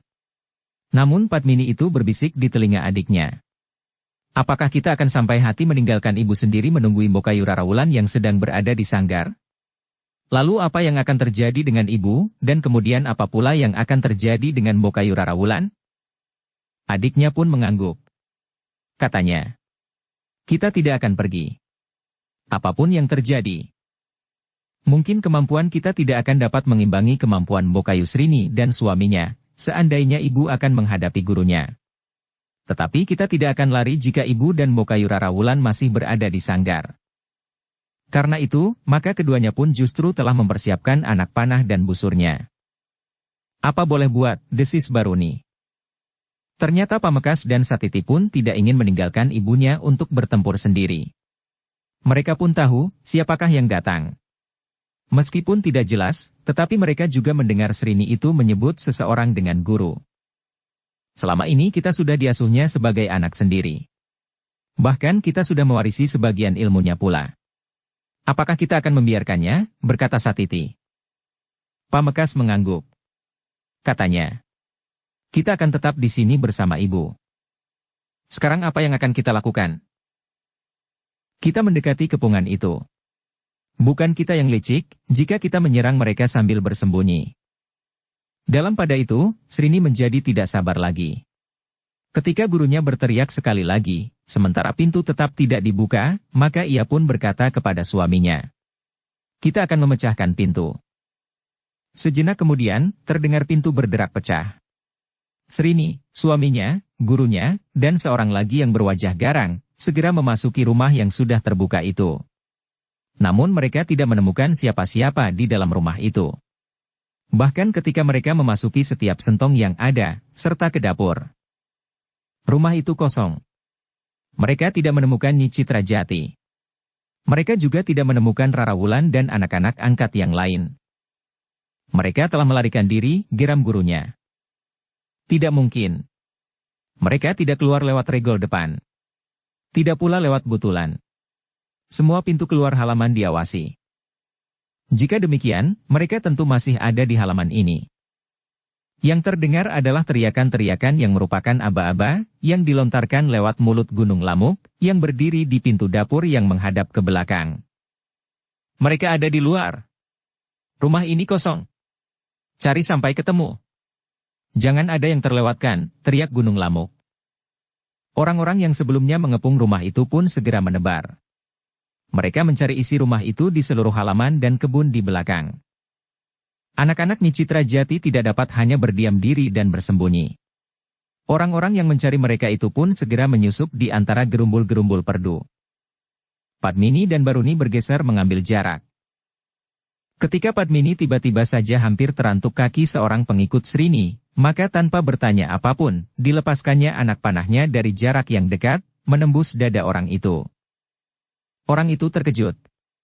Anak panah itu langsung menyentuh jantungnya, sehingga orang itu pun terguling jatuh di kegelapan. Kawannya yang berdiri tidak terlalu jauh, terkejut. Namun demikian ia bergeser mendekat, maka sebatang anak panah telah mengenai punggungnya. Orang itu pun terkejut pula. Namun ia sempat berteriak dengan marahnya. Bahkan kemudian mengumpat kasar. Namun orang itu pun segera jatuh tertelungkup. Luka di punggungnya cukup dalam, sehingga menembus paru-paru. Orang itu menggeliat kesakitan. Tetapi ia tidak dapat lagi bangkit untuk terjun ke dalam pertempuran. Lukanya yang parah telah membuatnya kesakitan dan tidak berdaya lagi. Pamekas dan Satiti mendengar jerit orang yang punggungnya ditembus panah Baruni. Karena itu, Satiti pun segera berjongkok di kegelapan. Tulupnya sudah siap berada di mulutnya. Ketika sebuah bayangan lewat tidak jauh di depannya ke arah kawannya yang berteriak, maka orang itu pun terhenti. Sesuatu terasa menyengat lengannya. Namun rasa-rasanya kepalanya menjadi pedih. Pandangan matanya menjadi kabur.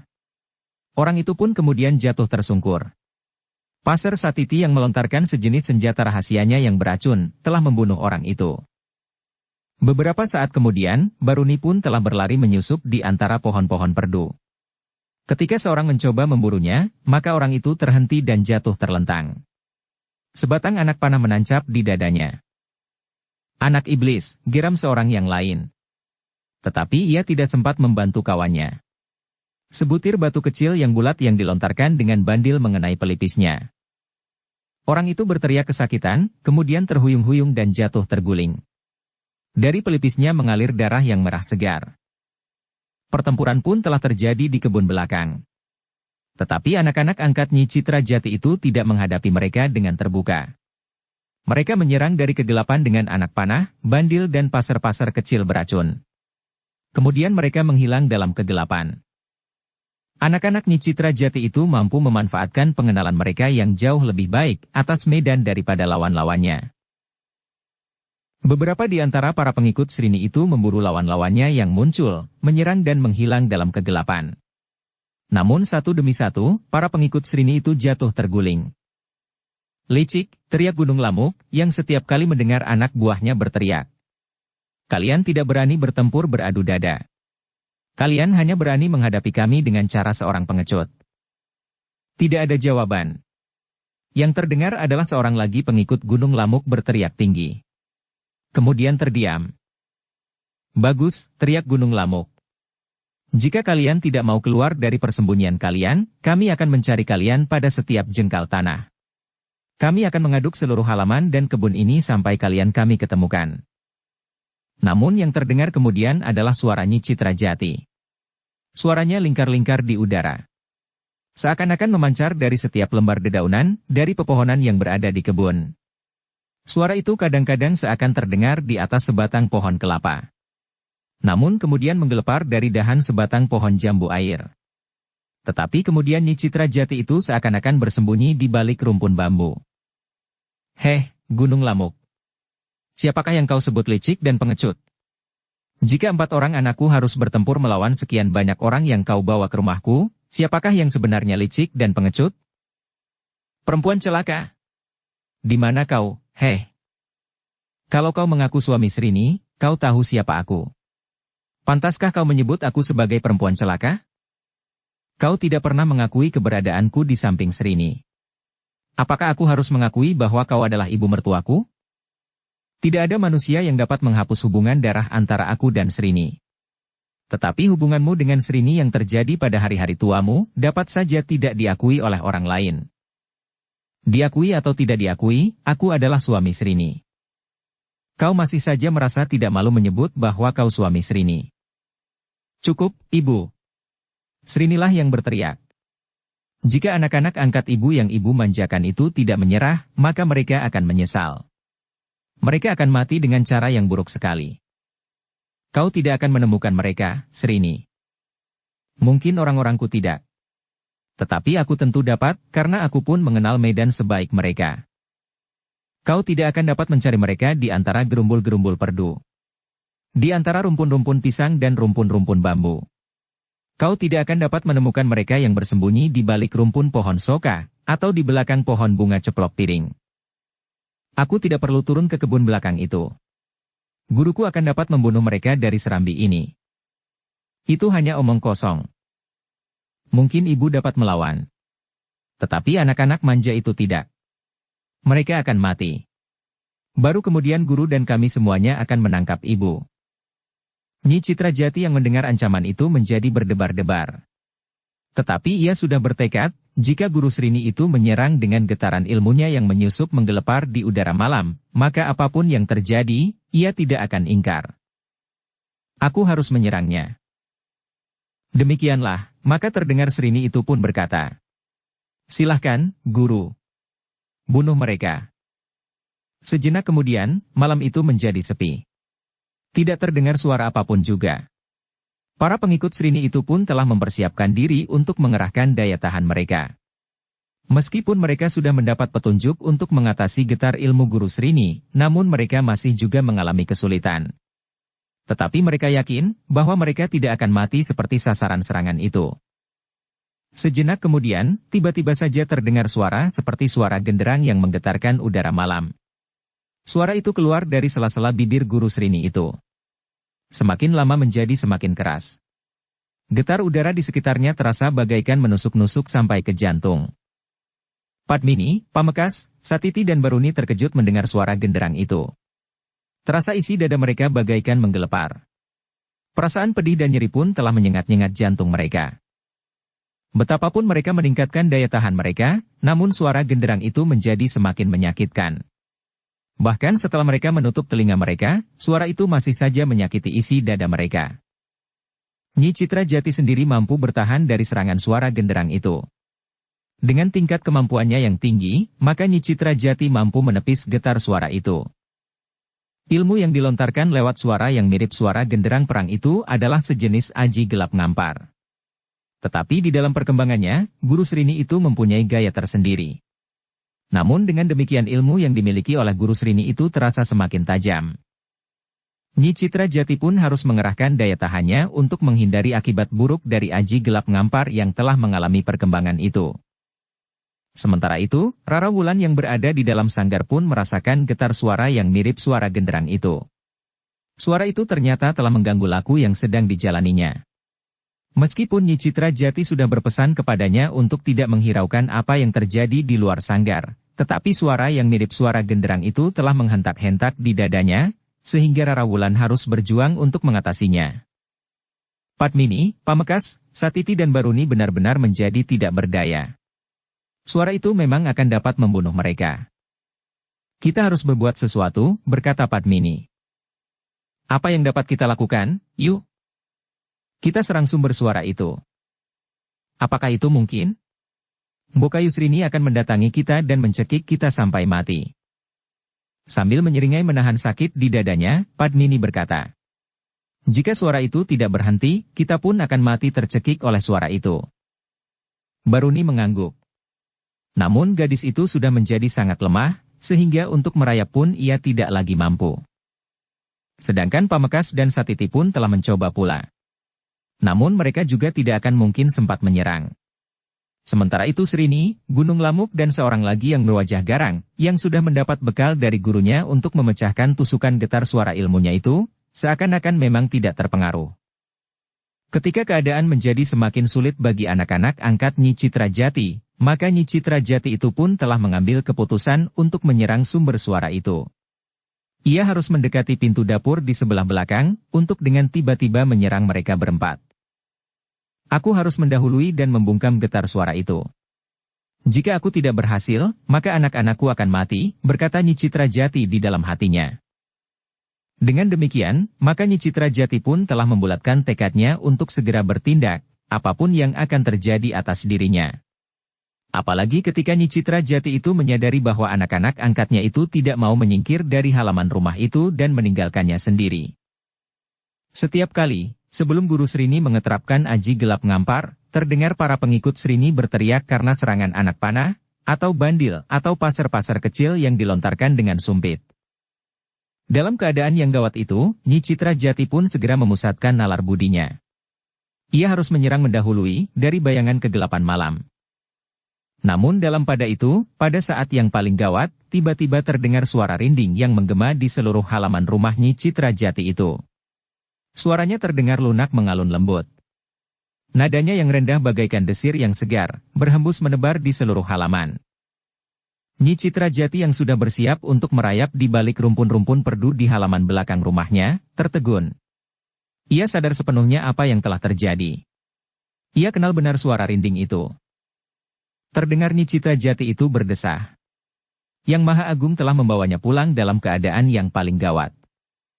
Dalam pada itu, getar yang keras dan tajam yang dilontarkan oleh aji gelap ngampar yang telah dikembangkan itu, seakan-akan telah membentur suara rinding yang lembut.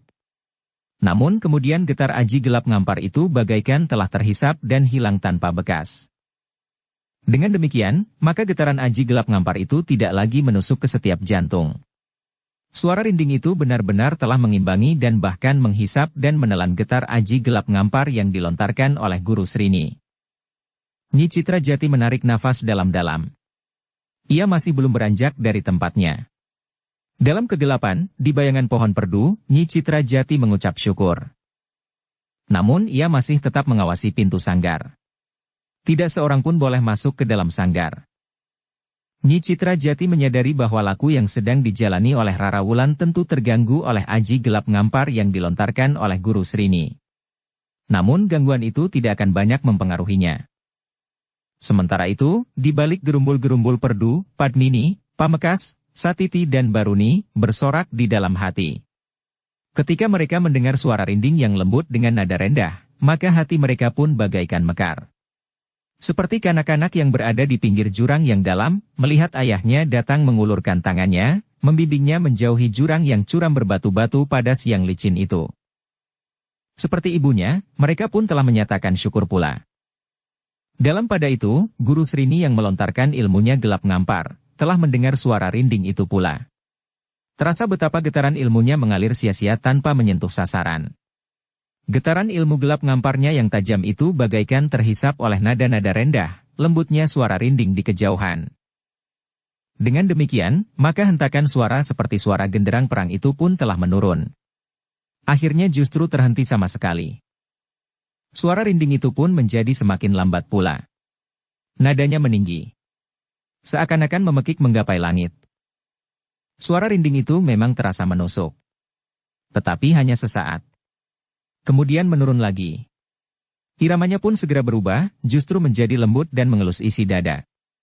Mengusap luka yang timbul oleh sengatan aji gelap ngampar. Srini, teriak gurunya. Ini tentu suara rinding ayahmu. Ya. Ayah telah pulang. Tidak, tiba-tiba saja terdengar suara dari balik seonggok kayu bakar yang masih tertimbun di belakang dapur. Aku di sini. Suara rinding itu bukan permainanku. Srini. Suaminya, seorang laki-laki yang berwajah garang, dan bahkan Guru Srini itu terkejut. Suara rinding itu menunjukkan betapa tinggi ilmu orang yang melontarkannya. Menurut dugaan mereka, yang dapat melakukannya hanyalah Ki Citra Jati saja.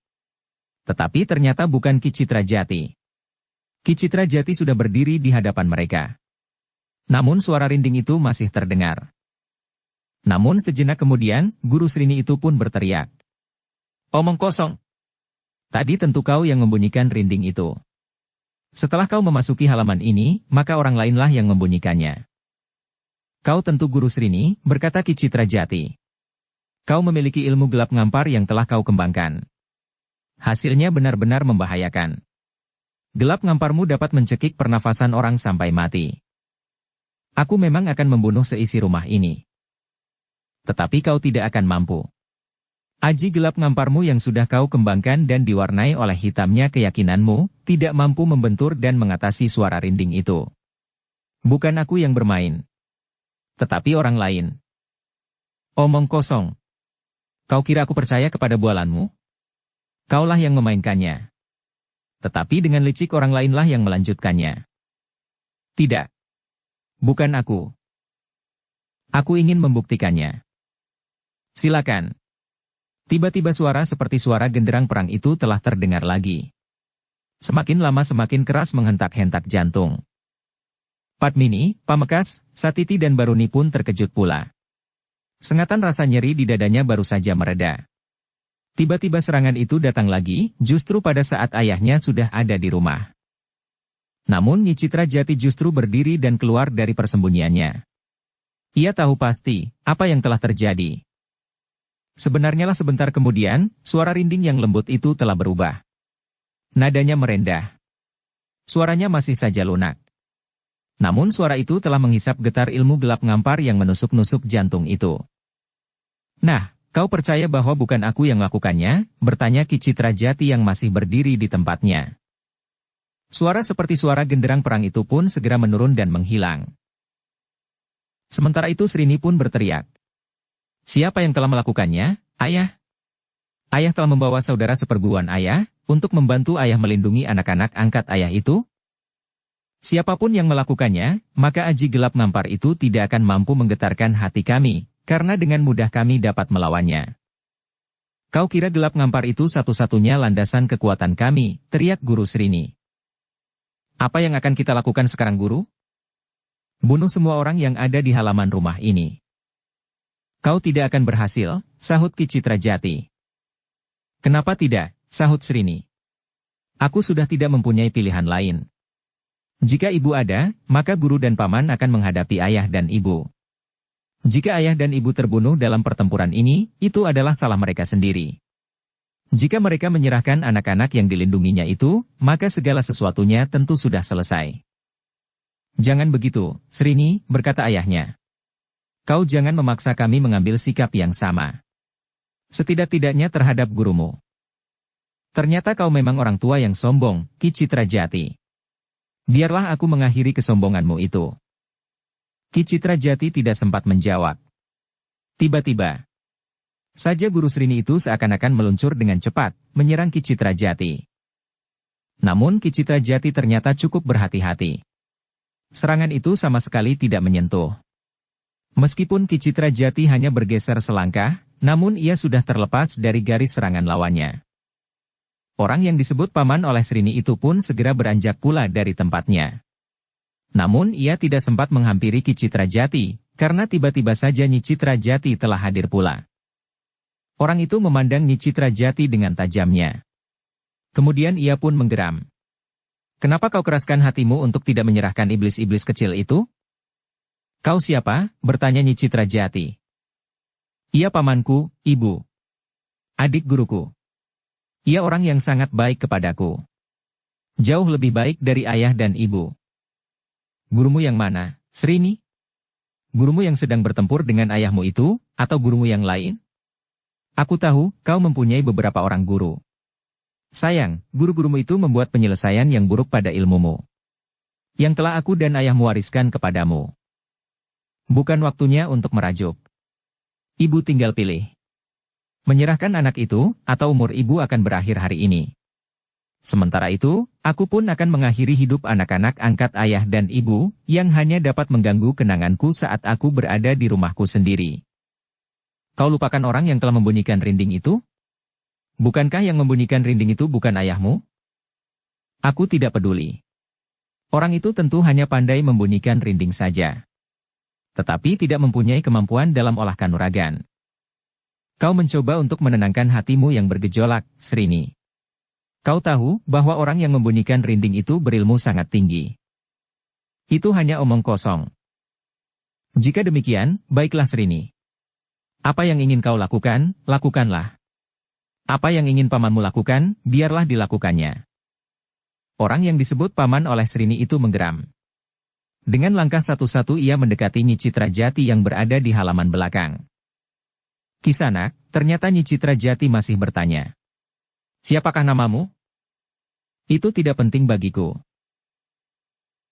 Masalahnya bukan penting atau tidak penting. Adalah kebiasaanku untuk mengenali nama orang-orang yang akan aku bunuh. Kau memang iblis betina, geram paman Guru Srini itu. Baiklah. Jika kau ingin mendengar namaku. Aku dikenal dengan nama Kaning Baya. Oh, Nyi Citrajati mengangguk-angguk. Jadi kaulah yang dikenal dengan nama Kaning Baya. Kalau begitu, Guru Srini itu tentu Wanda Barong. Bukankah Kaning Baya hampir selalu bersama dengan Wanda Barong? Kau benar, Nyi, yang bertempur dengan suamimu itu adalah Ki Wanda Barong, tetapi jangan keliru dengan Ki Wanda Barong yang berkeliaran di pesisir selatan, di sebelah timur Gunung Sewu. Wanda Barong yang itu tidak lebih dari seekor belalang yang ingin disebut elang. Jika kau bertemu dengan Ki Wanda Barong yang satu lagi, maka dengan mudah kau akan dapat memijit kepalanya. Jika ada dua Wanda Barong, kenapa kalian membiarkan orang itu tetap memakai nama Wanda Barong? Pada saatnya, orang itu akan kami cincang sampai lumat. Tetapi aku kira aku tidak keliru dengan Wanda Barong yang satu ini. Karena di samping namanya ada nama Kaning Baya. Bagus. Nampaknya kau mengenal kami dengan baik. Tetapi aku tidak mengira bahwa salah seorang di antara guru Srini itu adalah Ki Wanda Barong. Jika demikian, maka tangisku harus lebih dalam lagi, karena anakku sudah berada di tangan orang-orang yang berilmu hitam pekat. Paman, berkata Srini. Kenapa Paman tidak segera membungkamnya? Aku ingin tahu, apa saja yang diketahui oleh ibumu. Srini. Nampaknya ibumu pun seorang perempuan yang menarik untuk diajak berbincang-bincang. Tetapi waktu kita tinggal sedikit. Jangan ajari aku, Srini. Aku sudah mempunyai perhitungan yang lebih baik dari perhitunganmu. Jika demikian, terserah kepada Paman. Aku akan mencari adik-adik angkatku. Menyenangkan bermain-main dengan mereka. Aku akan senang sekali melihat mereka ketakutan dan menangis mohon ampun. Srini pun kemudian menggamit Gunung Lamuk. Keduanya pun segera turun ke halaman untuk mencari adik-adik angkat Srini. Dalam pada itu, para pengikut Srini pun telah berusaha menemukan anak-anak angkat Ki Citrajati. Namun setiap kali, sebuah anak panah meluncur, mengenai seorang di antara mereka. Ada pula di antara mereka yang tiba-tiba saja terhuyung-huyung dan jatuh tertelungkup.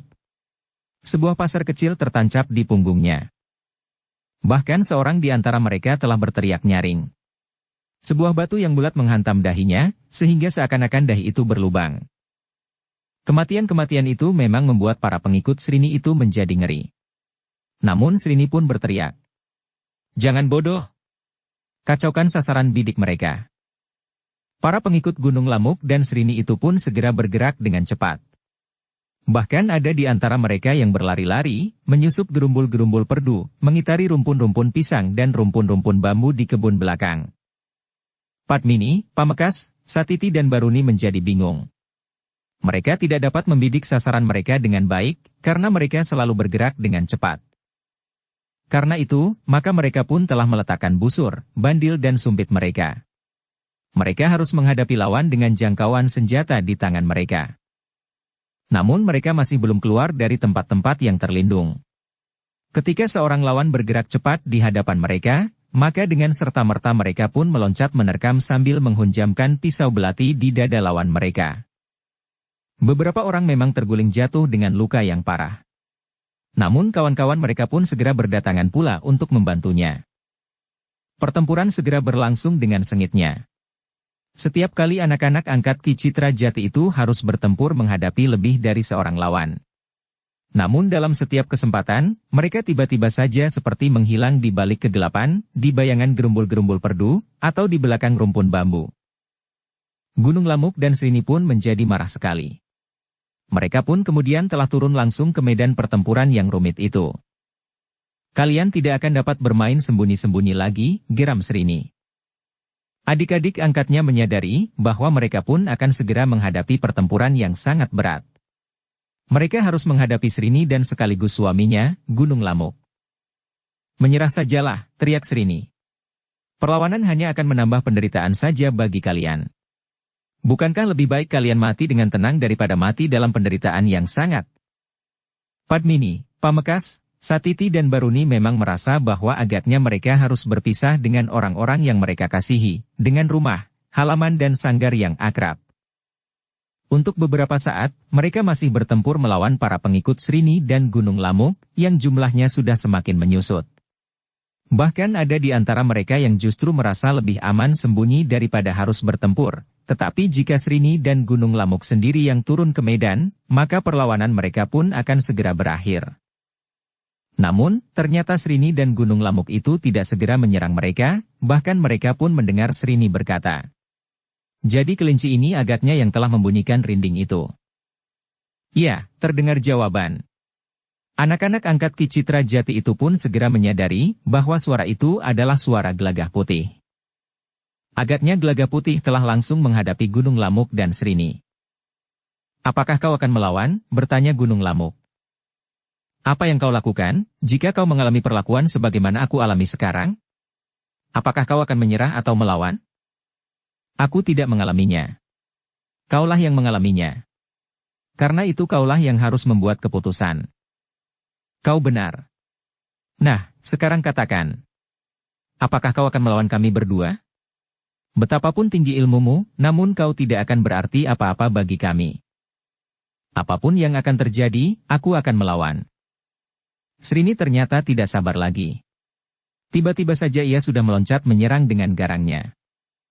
Dalam pada itu, guru Srini yang disebut Wanda Barong, tetapi bukan Wanda Barong yang disebut sering berkeliaran di pesisir selatan, telah bertempur dengan sengitnya melawan Ki Citra Jati. Sebagai seorang yang namanya banyak dikenal di antara orang-orang berilmu tinggi namun yang bersumber dari ilmu hitam, maka Wanda Barong memang ditakuti. Namun berhadapan dengan Ki Citra Jati, maka ternyata Wanda Barong harus sangat berhati-hati. Ternyata Ki Citra Jati juga memiliki ilmu yang tinggi, yang mampu mengimbangi ilmu Wanda Barong. Sementara itu, Nyi Citra Jati bertempur dengan saudara seperguruan Wanda Barong, yang kemudian menjadi bagaikan sepasang iblis yang garang. Di mana Wanda Barong berada, hampir pasti, Kaning Baya juga ada. Namun Kaning Baya pun seakan-akan telah membentur kekuatan yang sulit untuk ditundukkan. Nyi Citra Jati, meskipun seorang perempuan, namun ilmunya ternyata mampu mengimbanginya pula. Meskipun Kaning Baya meningkatkan ilmu semakin lama semakin tinggi, namun Nyi Citra Jati pun telah melakukan hal yang sama pula. Kaning Baya memang sudah diberitahu sejak sebelumnya bahwa Ibu Srini itu berilmu tinggi. Tetapi ia tidak mengira bahwa tataran ilmu perempuan itu tidak segera mampu diatasinya. Dalam pada itu, para pengikut Srini sama sekali sudah tidak berdaya lagi. Beberapa di antara mereka telah terbunuh oleh anak panah, batu-batu yang dilontarkan dengan bandil, atau pasir-pasir kecil yang dilontarkan dengan sumpit. Sedang beberapa yang lainnya luka parah. 1-2 di antara mereka justru telah berusaha untuk bersembunyi di kegelapan. Karena itu, maka adik-adik Srini itu tidak lagi mempunyai lawan. Dengan demikian, maka keempat anak angkat Ki Citra Jati itu pun merayap mendekati arena pertempuran antara ayah dan ibu angkatnya melawan Wanda Barong dan Kaning Baya. Di lingkaran pertempuran yang lain, mereka melihat Gelagah Putih bertempur melawan Srini dan suaminya, Gunung Lamuk. Sejenak keempat anak angkat Ki Citra Jati itu termangu-mangu. Mereka menyaksikan betapa Gelagah Putih berloncatan dengan tangkasnya. Sekali ia meloncat menghindar mengambil jarak, namun tiba-tiba ia pun telah meloncat menyerang. Namun Srini dan Gunung Lamuk bertempur dengan garangnya. Mereka berdiri pada sisi yang berbeda. Dengan cepat mereka beruntun menyerang. Bahkan kadang-kadang mereka telah menyerang bersama-sama. Ternyata Srini dan Gunung Lamuk adalah dua orang suami istri yang berilmu tinggi. Setelah bertempur beberapa lama, maka Gelagah Putih mulai mengalami kesulitan. Apalagi Gelagah Putih tidak dapat mempergunakan ilmu pamungkasnya. Ia tahu bahwa bagaimanapun juga Ki Citra Jati dan Nyi Citra Jati akan menjadi sangat bersedih jika Srini itu terbunuh di pertempuran, atau terluka parah sehingga membahayakan jiwanya. Karena itu, maka Gelagah Putih masih berusaha mengimbangi kemampuan lawannya dengan keterampilannya, dengan kekuatan dan kecepatannya bergerak. Tetapi melawan kedua orang berilmu tinggi, Gelagah Putih memang mulai merasa kesulitan. Beberapa kali ia harus berloncatan mundur untuk mengambil jarak. Bahkan beberapa kali Gelagah Putih telah terdesak. Keempat anak angkat Ki Citra Jati melihat kesulitan yang dialami oleh Gelagah Putih. Mereka merasa bahwa mereka tidak akan dapat berdiam diri saja. Mereka harus berbuat sesuatu untuk membantu Gelagah Putih. Padminilah yang telah mengatur adik-adiknya. Dimintanya adik-adiknya untuk menebar. Mereka harus berdiri di arah yang berlainan. Namun Padmini itu pun berpesan kepada Satiti. Jangan kau pergunakan pasir-pasir beracun tajam. Dalam gelap, sulit bagiku untuk membedakannya, Bokayu, jawab Satiti. Jika demikian, jangan kau luncurkan pasir-pasirmu. Jika Bokayu Srini terkena pasir racunmu, maka keadaannya akan menjadi sulit. Mungkin ayah dan ibu tidak dapat mengobatinya. Lalu, apa yang harus aku lakukan? Pakai busurku. Bokayu. Aku membawa beberapa pisau belati. Aku tentu hanya membutuhkan 1 atau 2. Bukankah kita tidak akan membunuhnya? Seandainya kita akan melakukannya, kita tentu tidak akan mampu. Tetapi ada Kakang Gelagah Putih. Sebagai besar perhatian Bokayu Srini dan Kakang Gunung Lamuk tentu tertuju pada Kakang Gelagah Putih. Padmini menarik nafas dalam-dalam. Katanya, kita memang tidak ingin membunuhnya. Ayah dan ibu tentu akan bersedih. Jika kita yang terbunuh, bertanya Pamekas. Bagi ayah dan ibu, Mboka Yusrini adalah anak kandungnya. Tapi mudah-mudahan kita juga tidak terbunuh. Pamekas terdiam. Demikianlah, keempat orang saudara angkat Srini itu sudah menjadi semakin dekat. Mereka berada di tempat yang berbeda-beda. Namun mereka masih tetap bersembunyi di balik pepohonan atau segerumbul pohon perdu. Sebenarnya lah bahwa Gelagah Putih memang mengalami kesulitan. Setiap kali ia harus berloncatan menghindari serangan kedua lawannya serta mengambil jarak. Sekali Gelagah Putih itu berloncatan dan berputar di udara. Kemudian, demikian kakinya menjejak tanah, ia pun segera melenting tinggi. Meskipun demikian, sekali-sekali Gelagah Putih pun sempat pula menyerang. Padmini dan adik-adiknya tidak membiarkan Gelagah Putih berada dalam kesulitan. Karena itu, dari kegelapan mereka telah mengganggu pemusatan perhatian Srini dan Gunung Lamuk. Ketika Gelagah Putih mengalami serangan yang rumit dari kedua arah yang berbeda, maka Satiti tidak dapat membiarkannya. Satiti itu melihat dengan jelas bahwa Gelagah Putih memang berada dalam kesulitan. Apalagi ketika ia melihat Gunung Lamuk yang telah siap untuk meloncat dengan tangan terjulur. Karena itu, maka sejenak kemudian anak panah pun telah meluncur dari busur di tangan Satiti yang diberikan oleh Padmini kepadanya. Gunung Lamuk terkejut. Ternyata pangretannya pun sangat tajam, sehingga di luar sadarnya ia berpaling. Dengan demikian, maka Gunung Lamuk itu melihat anak panah yang meluncur ke arahnya. Dengan kecepatan yang tinggi, maka Gunung Lamuk itu pun bergeser menghindar. Bahkan ketika anak panah yang kedua meluncur, Gunung Lamuk masih mampu menghindarinya. Tiba-tiba saja terdengar suara Padmini. Adikku, menyingkirlah. Sementara itu, Srini pun sudah siap meluncurkan ilmunya. Satiti ternyata telah melupakan pesan Padmini. Setiap kali ia menyerang dengan anak panahnya, maka ia harus segera berpindah tempat. Tetapi Satiti justru telah menyerang dan meluncurkan dua anak panah, namun ia masih saja berada di tempatnya. Kehilafan itu akan dapat berakibat buruk sekali baginya. Srini yang sudah siap itu telah meluncurkan serangannya ke arah kedua anak panah itu lepas dari busurnya. Jerit Padmini tidak sempat memberi kesempatan Satiti meninggalkan tempatnya. Hanya dalam sekejap Srini telah melontarkan ilmu pacar wutah Gundala Werengnya. Pamekas yang melihat bahaya yang mengancam adiknya, dengan cepat memutar bandilnya. Ia mencegah agar Srini tidak sempat menyerang Satiti dengan ilmu pacar wutahnya. Tetapi Pamekas terlambat. Serangannya yang tergesa-gesa itu memang dapat mengenai bahu Srini. Tetapi aji pacar wutah itu sudah meluncur. Serbuk besi di telapak tangan Srini telah dihembusnya. Terdengar Padmini dan Baruni menjerit. Mereka sadar, apa yang akan terjadi atas Satiti. Aji Pacarwuta itu dapat meluluhkan tubuhnya. Tetapi mereka terkejut ketika mereka melihat seleret sinar menyambar, memotong garis serangan Srini. Ketajaman mata Gelagah Putih dengan lambaran Aji Sabta Pandulu, mampu melihat kabut yang berwarna kehitam-hitaman meluncur ke arah gerumbul perdu tempat Satiti bersembunyi. Dua kekuatan ilmu yang tinggi telah berbenturan. Gumpalan debu serbuk besi yang dilontarkan dengan landasan Aji Pacarwuta itu telah pecah berhamburan oleh kekuatan ilmu Gelagah Putih. Meskipun demikian, ledakan pada saat benturan terjadi itu telah melemparkan Satiti dari tempatnya bersembunyi. Pamekas cepat berlari ke arah tubuh Satiti. Sementara itu Srini menyeringai menahan sakit di bahunya. Batu yang dilontarkan Pamekas dengan bandilnya telah membuat bahu Srini kesakitan. Gunung Lamuk yang mengetahui bahwa Srini telah dikenai batu bandil oleh Pamekas, sudah siap untuk menyerang justru pada saat Pamekas berjongkok di sebelah tubuh Satiti. Namun sebuah anak panah telah meluncur ke arahnya. Baruni tidak membiarkan Gunung Lamuk menyerang Pamekas dan menghancurkannya sekaligus dengan Satiti.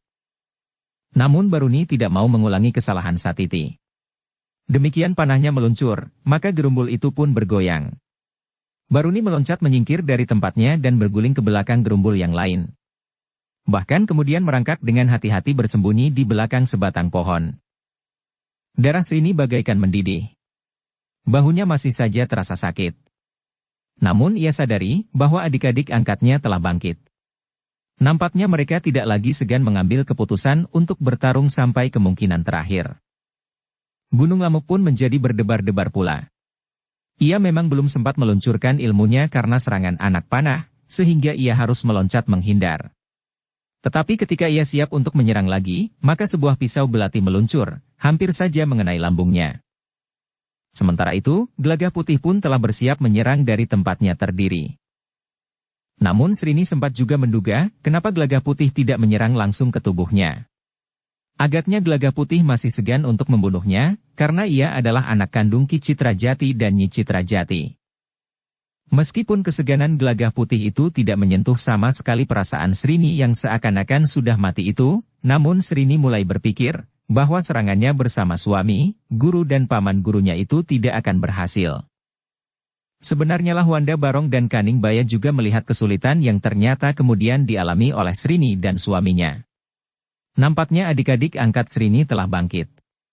Bersama dengan ayah dan ibu angkat mereka, serta saudara angkat mereka yang berilmu tinggi, adik-adik angkat Srini itu siap bertempur sampai mati sekalipun. Sementara itu, ternyata Wanda Barong dan Kaning Baya tidak pula dapat mengalahkan Ki Citrajati dan Nyi Citrajati dengan segera. Karena itu, maka Ki Wanda Barong itu pun kemudian telah memberikan isyarat untuk meninggalkan halaman rumah Ki Citrajati. Ketika terdengar sebuah suitan nyaring, maka Ki Wanda Barong dan Ki Kaning Baya segera menarik diri dari arena pertempuran. Ki Citrajati, berkata Ki Wanda Barong, "Kita akhiri permainan kita kali ini. Tetapi kau jangan merasa bahwa kau telah menang." Demikian pula Nyi Citrajati. "Pada saat yang lain, kami akan datang untuk mengambil kedua anak angkatmu yang terbaru itu." Ki Citrajati dan Nyi Citrajati tidak memburu mereka. Mereka membiarkan orang-orang itu bersama Srini dan Gunung Lamuk meninggalkan halaman rumah mereka. Di dalam kegelapan, ternyata masih juga ada 2-3 orang yang meninggalkan persembunyiannya, melarikan diri dengan meloncati dinding kebun belakang yang gelap dan banyak pepohonan. Bersambung ke bab 487. Dukung kami dengan subscribe, follow, like, komen dan share. Terima kasih.